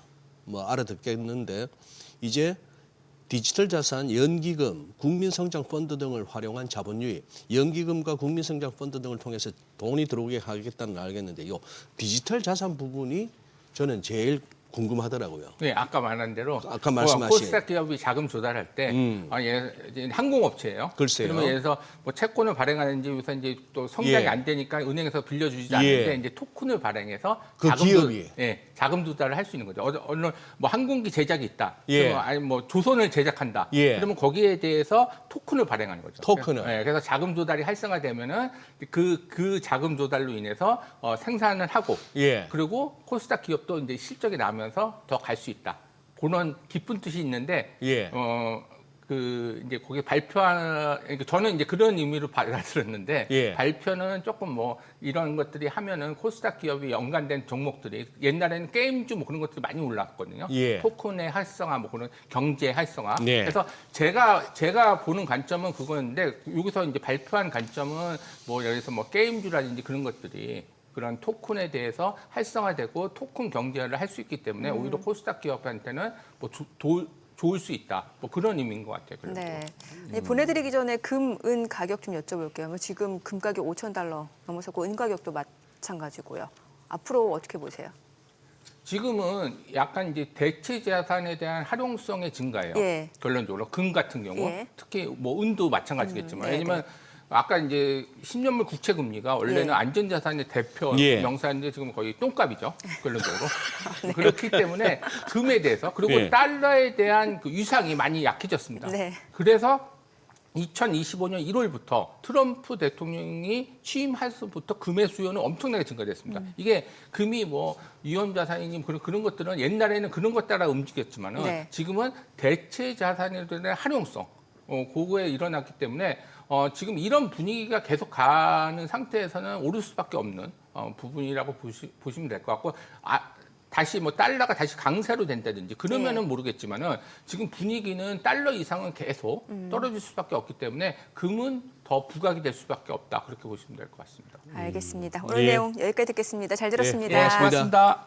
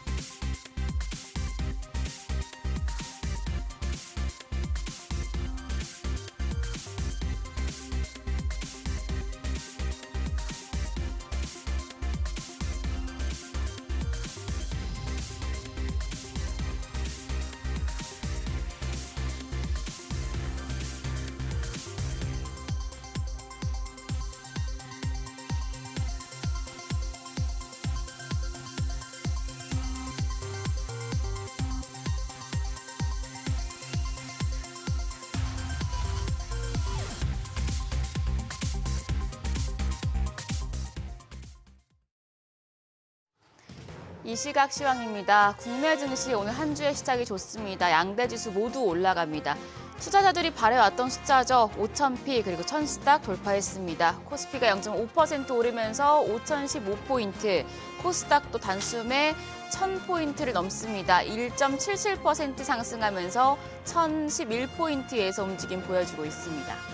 수급 상황 보시죠. 유가증권 시장 매매 동향입니다. 오늘은 메이저 수급 주체 모두 팔아냅니다. 외국인이 581억 원 매도 우위, 기관 역시 739억 원, 675억 원 팔아내고 있습니다. 개인만 홀로 1,261억 원 순매수 기록 중입니다. 코스닥 시장 보시죠.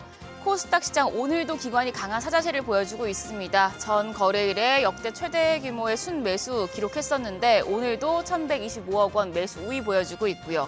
외국인도 20억 원 사자 포지션 취하고 있습니다. 여기서는 개인만 홀로 1,080억 원 팔아냅니다. 등락률 상하위 업종입니다. 현재 비철금속과 건강관리 장비와 용품 쪽 그리고 생명보험 업종은 상승률 상위권에 위치해 있습니다. 반면 항공화물 운송과 물류, 자동차, 증권 업종은 하락폭이 큰 것으로 집계됩니다. 그럼 시장을 주도하는 테마 종목별 시세 체크하시죠. 2차 전지 쪽에서 전고체 배터리 관련주가 주목받고 있습니다. 휴머노이드 로봇 등 피지컬 AI가 관심을 끌자 로봇이 4세대 배터리 수요를 창출할 것이란 전망에 힘을 받고 있습니다. 지난주에도 2차 전지 업종을 담은 ETF들이 국내 ETF 수익률 상위 10위권 내 8개나 포진해 있었는데요. 오늘도 관련주 흐름 좋습니다. 현재 레몬이 8.3% 오름세로 8,880원, 유일 에너테크가 4.3% 강세입니다. 거래가 1,605원입니다. 레이크 머티리얼즈가 11.6% 강세로 거래가 22,500원이고요. MOT가 6.9% 오름세로 1,290원, 또 EV 첨단 소재도 15% 가까이 올라가고 있습니다. 스테이블 코인 관련주가 상승합니다. STO 법제화 기대감이 높아지고 있기 때문인데요. 지난주 이재명 대통령이 주재한 코스피 5천 특별위원회 오찬에서 토큰 증권과 원화 스테이블 코인 등 디지털 자산을 중소 스타트업 기업이 활용할 수 있도록 해서 시장 활성화에 기여하자는 주장이 나오며 관련주 계속해서 주목받고 있습니다. 이쪽에서는 미투온이 3.7% 강세로 4,365원, 카카오페이가 8.26% 오르며 73,400원에 거래되고 있습니다. 다날도 8% 넘게 상승합니다. 9,620원. 뱅크웨어 글로벌이 4.1% 오름세로 5,800원. NHN KCP가 4.1% 강세, 거래가는 19,250원입니다. 오늘 게임주 흐름도 좋습니다. 일부 게임주들 스테이블 코인이랑 연관이 돼 있고요. 또 컴투스와 네오이즈 등 국내 주요 게임사들이 주주 환원 카드를 꺼내들면서 기대감도 높아지고 있는 상황입니다. 현재 미투온이 4.3% 강세, 펄어비스가 10.7% 상승합니다. 거래가는 48,650원이고요. 위메이드도 5.3% 오르며 28,800원대 거래됩니다. 또 위메이드 맥스가 3.7% 강세로 6,760원, 네오위즈홀딩스도 4% 가까운 상승세 기록하고 있습니다. 거래가는 26,400원입니다. 제약업체 관련주들 강세 이어갑니다. 조정받았던 제약 대표주들이 정부가 코스닥 3,000 달성을 목표로 제시하면서 투자 심리가 개선되고 있는 분위기인데요. 이쪽에서는 3일제약이 9% 넘는 오름세로 거래가 9,730원이고요. 셀트리온 제약이 7.24% 강세 68,100원에 거래됩니다. HLB 제약입니다. 8.7% 오름세로 23,300원. 또 코오롱 생명과학도 7.75% 오름세, 거래가 58,400원으로 집계되고 있고요. JW 중해제약까지도 6.1% 강세입니다. 거래가는 35,500원입니다. 자, 5,000P와 천스닥, 오늘 양대 지수 모두 하락 종목보다 상승 종목 수가 더 많아서 전반적으로 훈훈한 분위기인데요. 코스피는 5,000선이 저항대로 작용하는 분위기였기 때문에 장 마감까지 5,000 지켜낼 수 있을지 오전장 흐름 더 보셔야겠습니다. 지금까지 시장 상황 전해드렸습니다.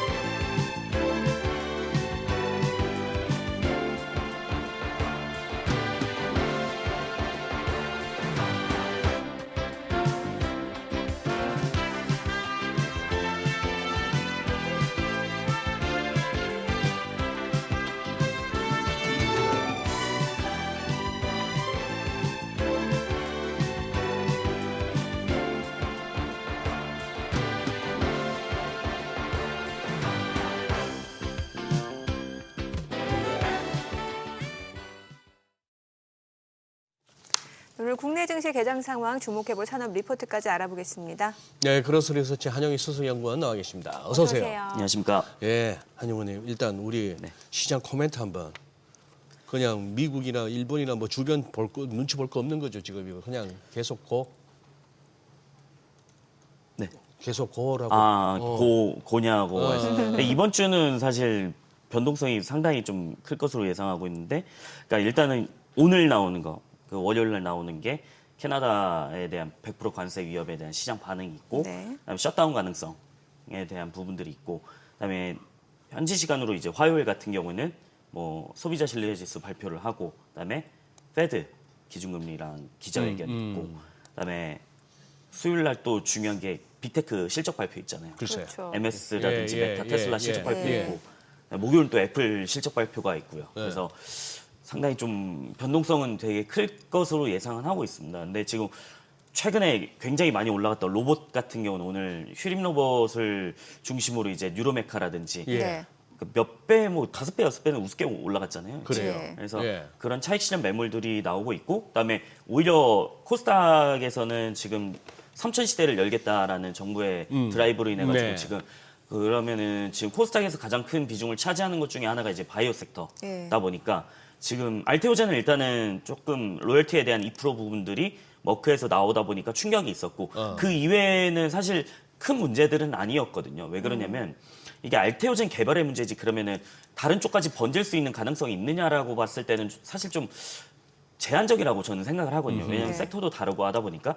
그래서 오늘 같은 경우에 이제 D&D 파마텍이라든지 뭐 펩트론, 뭐 미립구 3사들 다 좋은 모습들을 보여주고 있다 보니까 오늘 뭐 ABL 바이오도 그렇고요. 그래서 코스닥이 상승을 하게 된다라고 했을 때는 좀 제약바이오 섹터가 좀 좋은 모습들을 보여주지 않을까 이렇게 말씀드리고 싶습니다. 제약바이오 쪽이. 네네. 그래요. 오늘 소개해 주실 탐방 기업 먼저 좀 들어볼까요? 네, 오늘은 네. 되게 생소하실 텐데 네. 그 메세이상이라는 기업을 가져왔습니다. 저희가 탐방을 갔다 메세이상? 왔습니다. 예. 네, 그 메세이상은 그 뭐냐면은 독일어로 이제 메세가 전시, 그다음에 이상 네트워크스의 최대 주주다 보니까 이상이라는 걸 따서 메세이상이라는 기업이 있습니다. 네. 좀 생소하실 텐데 실적이 좀 굉장히 잘 나오는 기업이고요. 그래서 전시를 주체로 하는 기업이다라고 보시면 될 것 같은데 우리 그 코엑스에 가보시면은 네. 배터리 박람회라든지 아니면 반도체 박람회 아니면 뭐 펫 박람회 아니면 결혼, 육아 이런 것들 코엑스라든지 아니면 뭐 일산 킨텍스에서 많이 하잖아요. 그것에 대한 운영 주체를 하는 기업이다라고 보시면 될 것 같습니다. 그래서 전시랑 죄송합니다. 제가 감기를 좀 심하게 걸려가지고 예. 전시 주최자는 이제 전시장 대관을 한 뒤에 참가업체를 모집합니다. 예. 그러니까 부스 있잖아요. 예. 부스를 돈 내고 사는 거예요. 그 네. 기간 동안에. 어? 그래서 참가업체를 모집하고 나서 마케팅을 해서 이제 참관객을 유도를 하는 거죠. 예. 그래서 핵심 산업은 뭐 건축이라든지 건축 박람회 이런 거 있잖아요. 예. 그래서 뭐 우리 강변문로 지나가다 보면 현수막 이렇게 걸려 있는 거 있잖아요. 그렇게도 있고 그다음에 20여 가지 이상 카테고리를 통해 가지고 연간 100회 이상 전시회를 개최를 하고 있습니다. 네. 그래서 매출의 90에서 95%는 이제 참가업체들이 내는 출품료에서 발생을 합니다. 그래서 전시장 운영업이 또 있는데 두 번째 사업 포인트는 전시장 운영업은 뭐냐면 직접 운영하는 거랑 위탁 운영이 있습니다. 직접 운영은 수원 메세가 있고요. 수원에 있는 겁니다. 그다음에 위탁 운영은 청주에 있습니다. 네. 그래서 두 가지 방식으로 진행을 하고 시너지 효과를 좀 창출한다. 그래서 여기는 약간 어떤 느낌이냐면 우리가 이거를 크게 하기 전에 테스트베드로 하는 역할을 하고 있다라고 보시면 될 것 같고요. 그다음에 전시 서비스업에서는 100% 자회사 빌드만이라는 회사가 있습니다. 네. 네, 빌드만이라는 회사는 참가 기업에 대한 부스 설치라든지 시공 디자인을 내재화합니다. 우리 부스 가보시면은 그냥 부스만 띡 해서 논다고 되는 게 아니고 각 기업마다 어떤 부스를 잘 활용할지 그리고 큰 부스들은 어떻게 할지 전광판은 어떻게 할지 네. 이런 것들을 디자인해주고 시공해주는 회사거든요. 그래서 네. 연결 기준으로 보자면은 원가 절감이 한 25%는 된다라고 보시면 될 것 같고요. 저희가 봤을 때는 전시에 대한 산업은 구조적인 성장을 맞았다라고 보시면 될 것 같은데, 그러니까 이게 왜 그러냐면은 전시 참가자들은 보통 해외에서도 많이 옵니다. 네. 우리나라 최근에 반도체라든지 HBM 쪽으로 많이 상승을 하다 보니까 그럼 이런 전시를 하기 시작하면은 해외에서 많이 들어오거든요. 예. 그러면 해외에서 많이 들어왔을 때는 일반 관광객보다 그 비용을 더 얼마나 쓰느냐 2배 이상을 많이 씁니다. 그래서 국가라든지 지자체에서는 이거를 유치하려고 많이 하거든요. 네. 그러다 보니까 좀 경제 효과가 발생을 하는 거죠. 그래서 전시에 대한 부분들이 상당히 경제 효과는 있다 이렇게 말씀을 좀 드리겠고요. 과거 산업에서 세분화되는 흐름들이 나타나고 있다 보니까 첫 번째는 뭐냐면 그 AI 반도체라든지 데이터 센터. 옛날에는 이거를 하나로 묶었습니다. 그냥 반도체. 근데 최근에는 AI 반도체라든지 데이터 센터 이렇게 세분화를 하고 있다 보니까 실적이 좀 더 늘어나는 구조다라고 말씀을 좀 드리겠고요.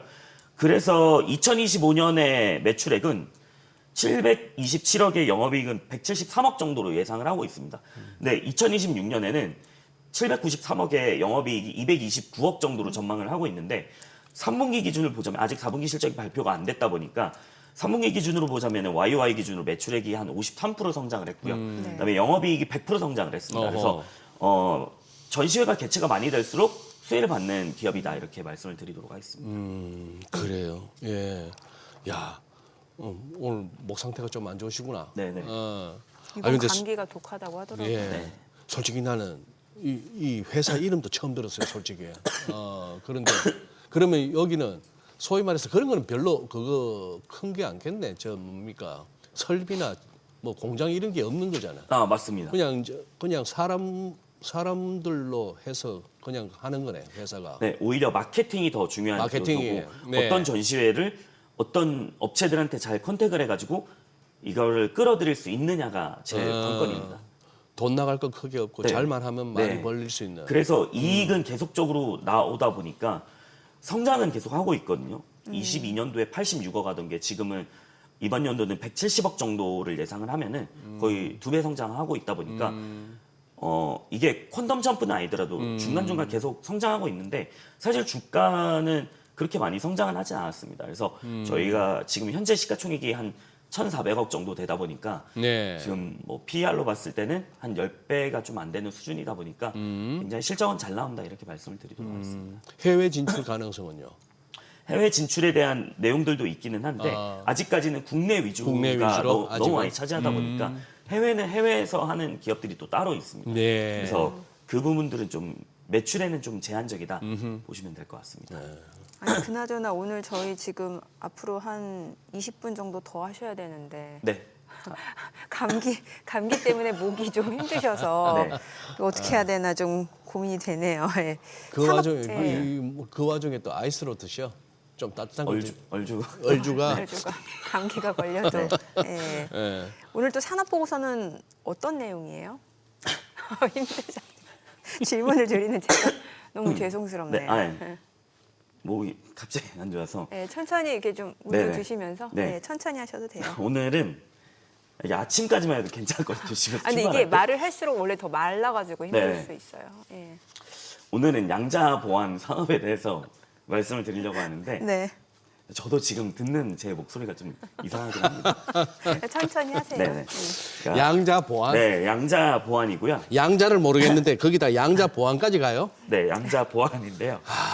네. 양자 컴퓨터의 기술이 이제 진전이 되고 있다 보니까 기존 보안 체계를 이제 무력화할 수밖에 없다라고 네. 생각을 합니다. 그래서 양자 컴퓨터가 이 보안 체계 RSA라든지 ECC를 뚫는 딱 그 날이 뭐냐라고 하면은 Q-Day라고 합니다. Q-Day. 네, 퀀텀 컴퓨팅 데이. 아, 그러니까 기존에 우리 은행이라든지 아니면 어떤 보안 프로그램들을 보자면 RSA 방식을 많이 쓰거든요. 네. 근데 이게 양자 컴퓨터에 딱 적용이 되면은 몇 시간 안에 이거 해독이 다 가능합니다. 이게 쇼어 알고리즘을 통해 가지고 네. 그래서 이걸 차근차근 제가 설명을 드릴게요. 기존 공개키 암호는 계산 복잡성에 기반해 가지고 이게 뭐냐면 슈퍼컴퓨터로도 현실적인 시간 내에 해독이 불가능하다는 게 있습니다. 근데 쇼어 알고리즘을 활용한 양자 컴퓨터는 그러니까 시간적 방패를 무력화시킨다라는 건데 이 쇼어 알고리즘은 뭐냐면 그러니까 이거 수학적인 건데 큰 정수를 소인수 분해하는 문제를 이제 양자 컴퓨터로 빠르게 풀어내는 겁니다. 소인수 분해 굉장히. 그냥 이거는 어려워요. 그냥 지나가듯이 네. 그냥 보셔도 됩니다. 네네. 중요한 건 아니기 때문에. 아니 인수분해는 알겠는데 소인수분해는 뭐예요? 수학적인 건데 네. 그냥 중요한 건 아닙니다. 그냥 넘어가라. 네, 그냥 넘어가셔도 이 됩니다. 설명해도 당신 못 알아듣는다. 그냥 넘어가라 이 말씀이지 지금. 제가 목이 네. 네. 네. 그래서 Q-Day 도래 가능성과 함께 이제 암호화된 데이터를 선제적으로 탈취를 하고 이거를 향후 해독하는 시스템으로 가는 겁니다. 이게 뭐냐면 선수집 후 해독이라는 키워드인데 이 공격이 부각이 되면서 이제 보안에 대한 위협은 이제 현실적으로 좀 다가오고 있다라는 거죠.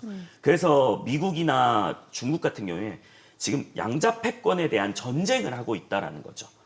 그래서 누가 양자 컴퓨터를 빠르게 만드느냐. 네. 그러면은 만약에 중국이 사이버 공격을 했을 때는 양자 컴퓨터로 미국을 마비화시킬 수도 있는 거고 그러면은 미국이 먼저 개발했을 때 중국을 좀 마비시킬 수도 있는 거기 때문에 이런 환경에서 한국은 이제 지정학적 특성이라든지 안보 환경에 대한 부분들로 양자 보안에 대한 수요가 높은 국가입니다. 네. 그래서 정부는 PQC라든지 아니면 QKD 중심으로 정책 예산을 좀 펼치고는 있거든요.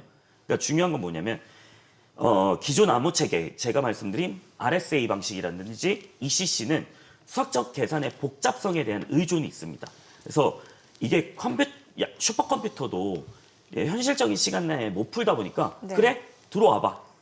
그러면 니네가 뚫어봐. 못 뚫는다라는 거죠. 네, 양자 컴퓨터는 이거를 그 0과 1의 중첩에 대한 관계로서 이걸 다 풀어낼 수가 있다는 건데 그 기존 슈퍼컴퓨터로는 이걸 풀어내려면 수백만 년에 소요되는 시간들이 있습니다. 예. 근데 양자 컴퓨터 환경에서는 이제 다항 시간으로 압축이 되기 때문에 네. 그몇 시간 만에 해결이 가능하다는 거죠. 그 은행에 대한 보안들도 우리가 양자 컴퓨터로 한번 들어가게 되면은 그냥 몇 시간 만에 다 뚫린다는 겁니다. 아니 그래서 이건 좀 다른 얘기일 수 있는데 요즘에 그 가상자산 비트코인 시세가 이렇게 좀 안 나는 거에 대해서 이 양자 해킹 가능성이 굉장히 높아서 그 비트코인 대신 금을 산다 이런 얘기가 나올 정도로 네. 이런 내러티브가 또 있더라고요. 그거는 극히 좀 일부라고 네. 생각을 하고 있고요. 그만큼 이제 뭐 양자 컴퓨터가 뚫린다라고 하면은 이미 모든 은행이라든지 금융 시스템 다 마비가 예, 됩니다. 예. 그래서 그런 양자 보안에 대한 수요가 좀 높아질 수밖에 없다라고 네. 생각을 하고 있고요. 그래서 주목해야 될 거는 이게 국가기밀이라든지 민감한 IP들이 굉장히 많잖아요. 예. 이거는 국가기밀이라는 거는 그냥 1년 뒤에 버릴 수 있는 데이터가 아니고 정말 수년에서 수십 년, 뭐 많게는 100년까지 가져갈 수 있는 데이터들이 있잖아요. 네. 그러면은 이거를 해킹을 해가지고 탈취를 해가지고 선수집 후 해독을 하게 되면은 네. 국가기밀을 알 수가 있다는 거죠. 그래서 디지털 자산을 보호하기 위한 선제적인 투자가 실행이 돼야 된다라고 말씀을 드려야 되고 현재 논의되는 암호화 체계는 뭐냐면 아까 말씀드렸다시피 PQC라든지 QKD 이쪽인데 이게 뭐냐면 양자 내성 암호랑 그다음에 양자키 분배입니다. 이게 뭐냐면 양자의 컴퓨터로 풀 수 없는 암호들이 있고 그다음에 이 봉인된 편지가 있으면 네. 이걸 암호화를 딱 열려고 하면은 사라지는 편지라고 보시면 될 것 같아요. 그래서 이거는 양자 컴퓨터로도 보안이 충분히 가능하다라고 네. 보시면 될 것 같은데 한국은 군사적 뭐 내용들하고 그다음에 지정학적 리스크로 인해 가지고 사이버 해킹 위협이 높은 국가입니다. 그래서 미국 국제무역청 역시도 한국을 사이버 공격의 주요 표적지로 좀 분류한 내용들이 있었거든요. 그래서 이제 이유는 뭐냐면 높은 네트워크 연결성 그리고 모바일 기기 보급률 이쪽에 대한 의존도가 높다 보니까 사이버 공격에 대한 취약성이 좀 높다라고 보시면 될 것 같고 정부 예산이 이제 36억 규모로 PQC랑 QKD 양자 보안 기술에 대한 투자 추진을 하고 있습니다. 근데 우리가 예전에 한국은 양자 보안에 대한 국제 표준을 주도하는 약간 선두국가였거든요. 네. 왜 그러냐면 이 ITU-T라는 그 유엔 산하기구에 대한 국제 통신 표준화에 대한 부분들을 적용하는 그 어떤 조직이 있습니다. 근데 여기서 양자 표준화 과제 기준으로 메인 에디터가 한국이 51% 정도 차지합니다. 네. 그러면은 우리가 실제 예를 들었을 때 왜 이게 국제 표준으로 가는 게 중요하냐? 시스코라는 기업을 보면 됩니다. 시스코는 지금 통신 네트워크 보안 장비에서 글로벌 1위 점유율이지 않습니까? 네. 근데 예전에 90년대 시스코가 패스트 이더넷이라는 기술을 갖고 국제 기술적인 선제점을 먼저 활용을 했습니다. 그러다 보니까 야 우리 거 쓸 수밖에 없어. 그러면 이거 어느 국가든지 시스코 통신 장비를 쓸 수밖에 없다라는 거죠. 그래서 시스코는 그 표준화된 장비를 통해 가지고 지금 네트워크나 통신 분야에서 세계 1위를 차지한 부분들이 있다 보니까 이렇게 보안 시장은 표준과 인증에 대한 부분들이 고객 레퍼런스가 없으면 고객 확장이 불가능한 구조입니다. 그래서 저희가 봤을 때는 어떤 기업이 좀 유망하냐라고 보면은 ICTK ICTK요. 라는 기업이 굉장히 좀 중요하다라고 보고 있는데 동사는 2017년에 그 설립이 되어가지고 네. 재작년 5월, 2024년 5월에 코스닥 시장에 상장을 했습니다. 그래서 비아퍼프 기반 보안 시스템 설계 전문 기업이거든요. 저희가 여기도 탐방을 한번 진행했었는데 네. 여기가 이제 강남역 바로 앞에 있습니다. 그래서 그 건물 위층에 한 7, 8층을 쓰고 있고 네.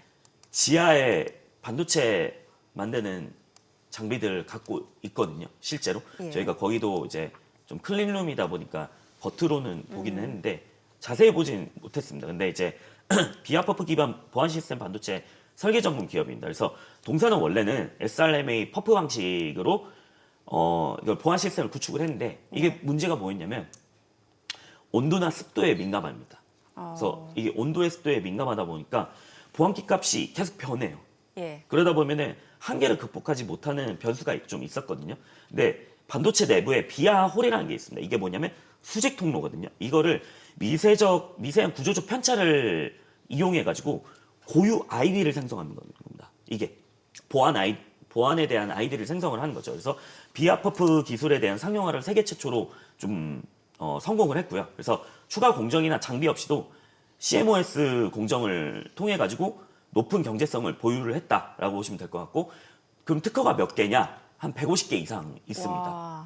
그래서 기술적 혜자를 구축을 많이 했다라고 보시면 될 것 같은데, 동사는 국내에서 유일하게 하드웨어 보안기, 이게 비아퍼프 방식이거든요. 네. 비아퍼프 방식하고 그다음에 소프트웨어 알고리즘, PQC 방식을 모두 보유한 기업입니다. 그러다 보니까 양자 공격에 대한 내성을 갖도록 설계한 수학적 알고리즘을 자사 보안 칩에 탑재를 합니다. 네. 그래서 얼마 전에 작년에 캐나다 양자 보안 전문 기업인 BTQ 테크놀로지랑 한 140억 정도의 공급 계약을 맺었습니다. 그래서 이게 의미하는 바가 뭐냐면 동사의 기술력이 이제 글로벌 수준이다라고 보시면 될 것 같아요. 네. 될 것 같고요. 상당히 좀 의미 있는 계약들이었다라고 보시면 될 것 같은데, 그래서 글로벌 빅테크랑 통신시장 진입을 위한 구조적 성장 가시화가 되고 있습니다. 그래서 기존의 공공이랑 내수 중심에 대한 보안이 뭐였냐면 이제 LGU 플러스에 대한 무선 공유기, 그리고 진인형 CCTV, 그다음에 네. 양자 보안 VPN. 우리가 이거 와이파이를 쓰더라도 보안에 되게 취약하잖아요. 그럼 네. 양자 컴퓨터가 들어온다라고 하면 이거 다 뚫리거든요. 그래서 그거에 대한 보안 칩을 공급할 수 있는 가능성이 있고요. 그다음에 글로벌 빅테크 없이 IT 디바이스 정품 인증용 칩. 왜냐면 제가 만약에 뭐 엔비디아 쪽에 근무를 하고 있는데 네. 설계 도면이 있습니다. 그러면은 직원들은 뭐 양자 컴퓨터로 뚫리지 않는 칩을 사용을 해야 되는데, 그쪽에 예를 들어서 들어갈 수 있는 칩도 공급할 수 있는 가능성이 있기 때문에 칩 공급 매출과 마진율이 이게 80%를 상회하기 때문에 IP 라이선스 수수료 매출 비중에서 이제 2026년은 흑자 전환의 해로 되다 보면은 네. 상당히 양자 보안에서는 두각을 나타내지 않을까, 이렇게 말씀을 좀 드리도록 하겠습니다. BTQ 테크놀로지 네, 아직 비상장인 거죠. 캐나다에 있습니다. 캐나다에 있고. 네네. 그러면 캐나다 증시에 있는 거예요? 캐나다 증시에는 아니고요. 그러면 제가 알기로는 거기는 비상장으로 되는 비상장으로? 걸로 알고 있어요. 네. 아니 실컷 공부했는데 뭘 아, 여기는 이제 미국 시장에 상장이 돼, 나스닥에 상장이 돼. 나스닥에 상장돼 있다. 그래요. 정민은 그 얼마나 알아들었습니까? 이해력 빠르시잖아 지금. 저요? 요거 방금 한 수적 설명. 아니 저한테 여쭤. 난 솔직히 어려워가지고. 내가 좀 알아들을 수 있을 만한 산업 리포트 언제 가져오실 거예요? 조만간에 가져오겠습니다. 네. 어떤 걸로 원하시는지가. 내 또래 시청자분들도 다 그냥 편안하게 들으실 수 있는, 듣는 순간 바로 이렇게 직관적으로 이해될 수 있는 그런 거. 찾아보겠습니다. 아니 감기 때문에 힘든데. 아니 네. 그러면 말 난 김에 지금 이따가 조금 더 하시고, 최근 들어서 갑자기 또 이렇게 머스크가 이렇게 뉴스에 자주 등장하고 그래서 그런지 몰라도 새삼스럽게 또 테슬라로 이렇게 재진입하신 분들이 주변에 좀 많아요. 우리 모처럼 한번 테슬라 한번 진단 한번 해주세요. 주가는 요새 그대로 M7 전반적으로 이렇게 주가 자체는 요새 좀 개걸음입니다. 어떻게 보시는 거예요? 저는 굉장히 낙관적이다. 네. 왜 그러냐면 로보택시 지금 확장률을 보자면 굉장히 빠른 속도로 들어가고 있거든요. 그러게요. 그리고 지금 제가 어제 주말 사이에 본 그 사진 하나가 지금 로보택시가 알래스카에서 지금 테스트를 하고 있습니다. 알래스카요? 네. 알래스카는 추운 지역이잖아요. 예. 그럼 이제 거기서 테스트를 한다라고 하면은 원래 배터리는 추운 지역에서 효율성이 떨어지기 때문에 이쪽에서 테스트가 완료가 된다라고 하면은 효율성이 나온다라고 하면은 어느 지역에 가든지 사실 전기차로서는 충분히 가치가 있다라고 생각을 하거든요. 그리고 로보택시랑 휴머노이드 로봇에 대한 부분들. 저는 휴머노이드 로봇에서 가장 핵심은 뭐냐라고 했을 때 손과 두뇌. 손? 네. 그래서 이번에 삼성전자 테일러팹에서 AI5 칩을 생산을 할 것으로 예상을 하고 있는데 네. AI5 칩이 나온다라고 하면은 테슬라 FSD 기반으로 옵티머스가 두뇌가 탑재가 될 거고요. 지금 로보택시만 보더라도 비전 기반으로 카메라 기반으로 하기 때문에 기존 라이다보다 훨씬 더 비용이 저렴하고요. 지금 우버나 리프트 아니면 웨이모 이런 기업들은 다 라이다를 달고 있는데 원가 절감 비용이 거의 뭐 3배에서 4배 차이가 납니다. 그럼 생산 속도를 빨리 한다라고 했을 때는 비교가 안 되지 않을까라고 생각을 하고 있기 때문에 이거는 게임이 안 된다고 봅니다. 저는 시간 문제라고 생각을 하고 있고요. 저도 지금 최근에 $400 근처에서 계속 추가 매수를 진행했었고요. 왜냐하면 저 테슬라에 대한 부분들을 예전부터 $100, $200 때부터 계속 말씀을 드리다 보니까 근데 저는 안정적이면은 한 300 후반대 보셔도 그러니까 진짜 매수를 이제 들어가시는 분이다라고 하면은 왜냐면 멘탈에 대한 부분들이 또 계속 신경이 왜냐면 이번 주 같이 변동성이 큰 시장에서 빅테크들 다 꼬꾸라질 수도 있습니다. 그다음에 목요일 날 실적 발표할 때 갑자기 폭락 나올 수도 있고요. 네, 그럼 안정적으로 내가 매수를 해야지. 그러면 내가 버틸 수 있는 힘이 있는데 지금 급하게 들어갔다가 내 멘탈이 좀 흔들릴 수가 있기 때문에 저는 예전부터 평단이 워낙 낮다 보니까 그 부분들에 대해서는 충분히 감내를 할 수가 있기 때문에 만약에 신규로 들어가신 분들은 항상 조심하셨으면 좋겠다. 제가 낙관적으로 봐도 왜냐면 가격과 기업의 펀더멘탈은 또 다르기 때문에 그래서 그런 부분들을 봤을 때는 400 초반이나 300 후반대 한번 보셨으면 좋겠다라고 생각을 하고 있고요. 그래서 지금 휴머노이드 로봇이라든지 로보택시로 봤을 때는 상당히 좀 긍정적인 효과들이 있다 이렇게 말씀드리겠습니다. 손이 우리 아틀라스하고 다르네. 저기는 사람 손처럼 5개네. 테슬라는. 네. 그래서 휴머노이드. 그 미세한 동작을 하기 위해서는 나사를 짚더라도 어떤 미세한 공정에 들어간다라고 하면은 손이 필요하거든요. 네. 그래서 그 부분들을 봤을 때는 사실 손이 굉장히 중요하다라고 생각을 하고 있고요.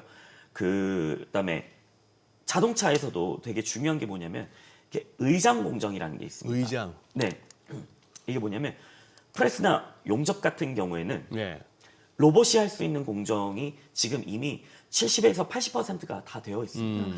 그래서 산업용 로봇 우리가 어떤 영상을 봤을 때 차체를 가지고 산업용 이 로봇이 딱 들어올려 가지고 페인트 쫙 하고 하는 거는 이미 로봇 공정이 70에서 뭐 한 90% 정도까지 다 되어 있는 걸로 되어 있는데 이제 의장 공정 수준인 로봇 자동화가 이제 15% 수준밖에 안 됩니다.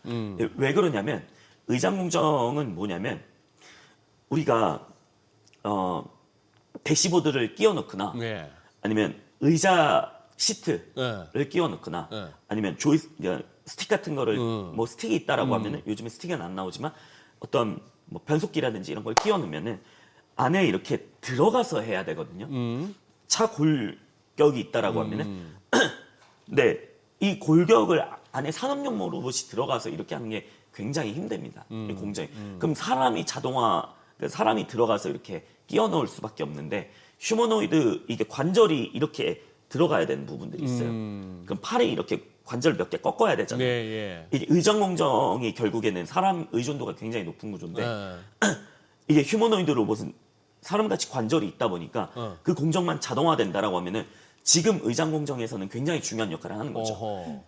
그래서 여기서 의장 공정이 된다라고 했을 때는 상당히 비용을 줄일 수 있다 이렇게 말씀을 좀 드리도록 하겠습니다. 아니 조퇴 시켜드려야 될 것 같아요. 조퇴? 네, 더 질문하면 안 될 것 같아요. 아니 뭐 근데 저 지금 국내 사이버 트럭 몇 대 들어온지 아세요? 요새 갑자기 보이대. 다니다 보니까. 네, 요즘 많이 보이고 있더라고요. 후회되죠. 취소한 거. 네, 후회하고 있습니다. 아 근데 주차를 못 할 것 같아요. 아 글쎄 그건 좀 여기- 걱정되더라. 어디 가서 주차하기가 만만치 않겠어. 여기도 주차장이 좁아가지고 긁을 것 못 같더라고요. 들어와요. 그냥 앞에 우리 세워놔야 돼요. 여기는 여기는 못 들어올 텐데. 네, SBS 여기 못 들어올 것 같습니다. 여기는 여기 주차장이 좁아가지고 이렇게. 그러니까. 네. 네. 자, 오늘 내용 여기까지 듣겠습니다. 그래요. 잘 들었습니다. 고맙습니다.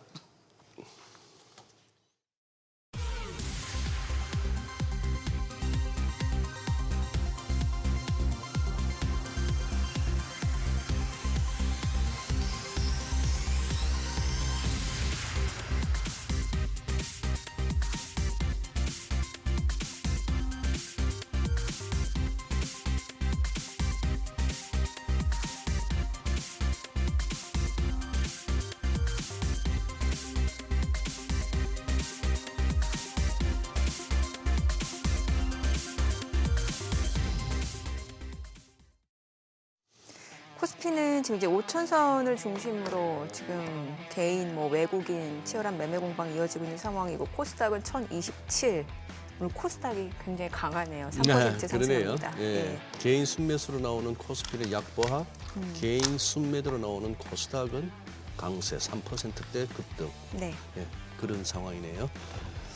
전반적으로 이번 주는 좀 변동성은 네. 좀 확대가 될 수 있다라는 점 염두에 두셔야 될 것 같습니다.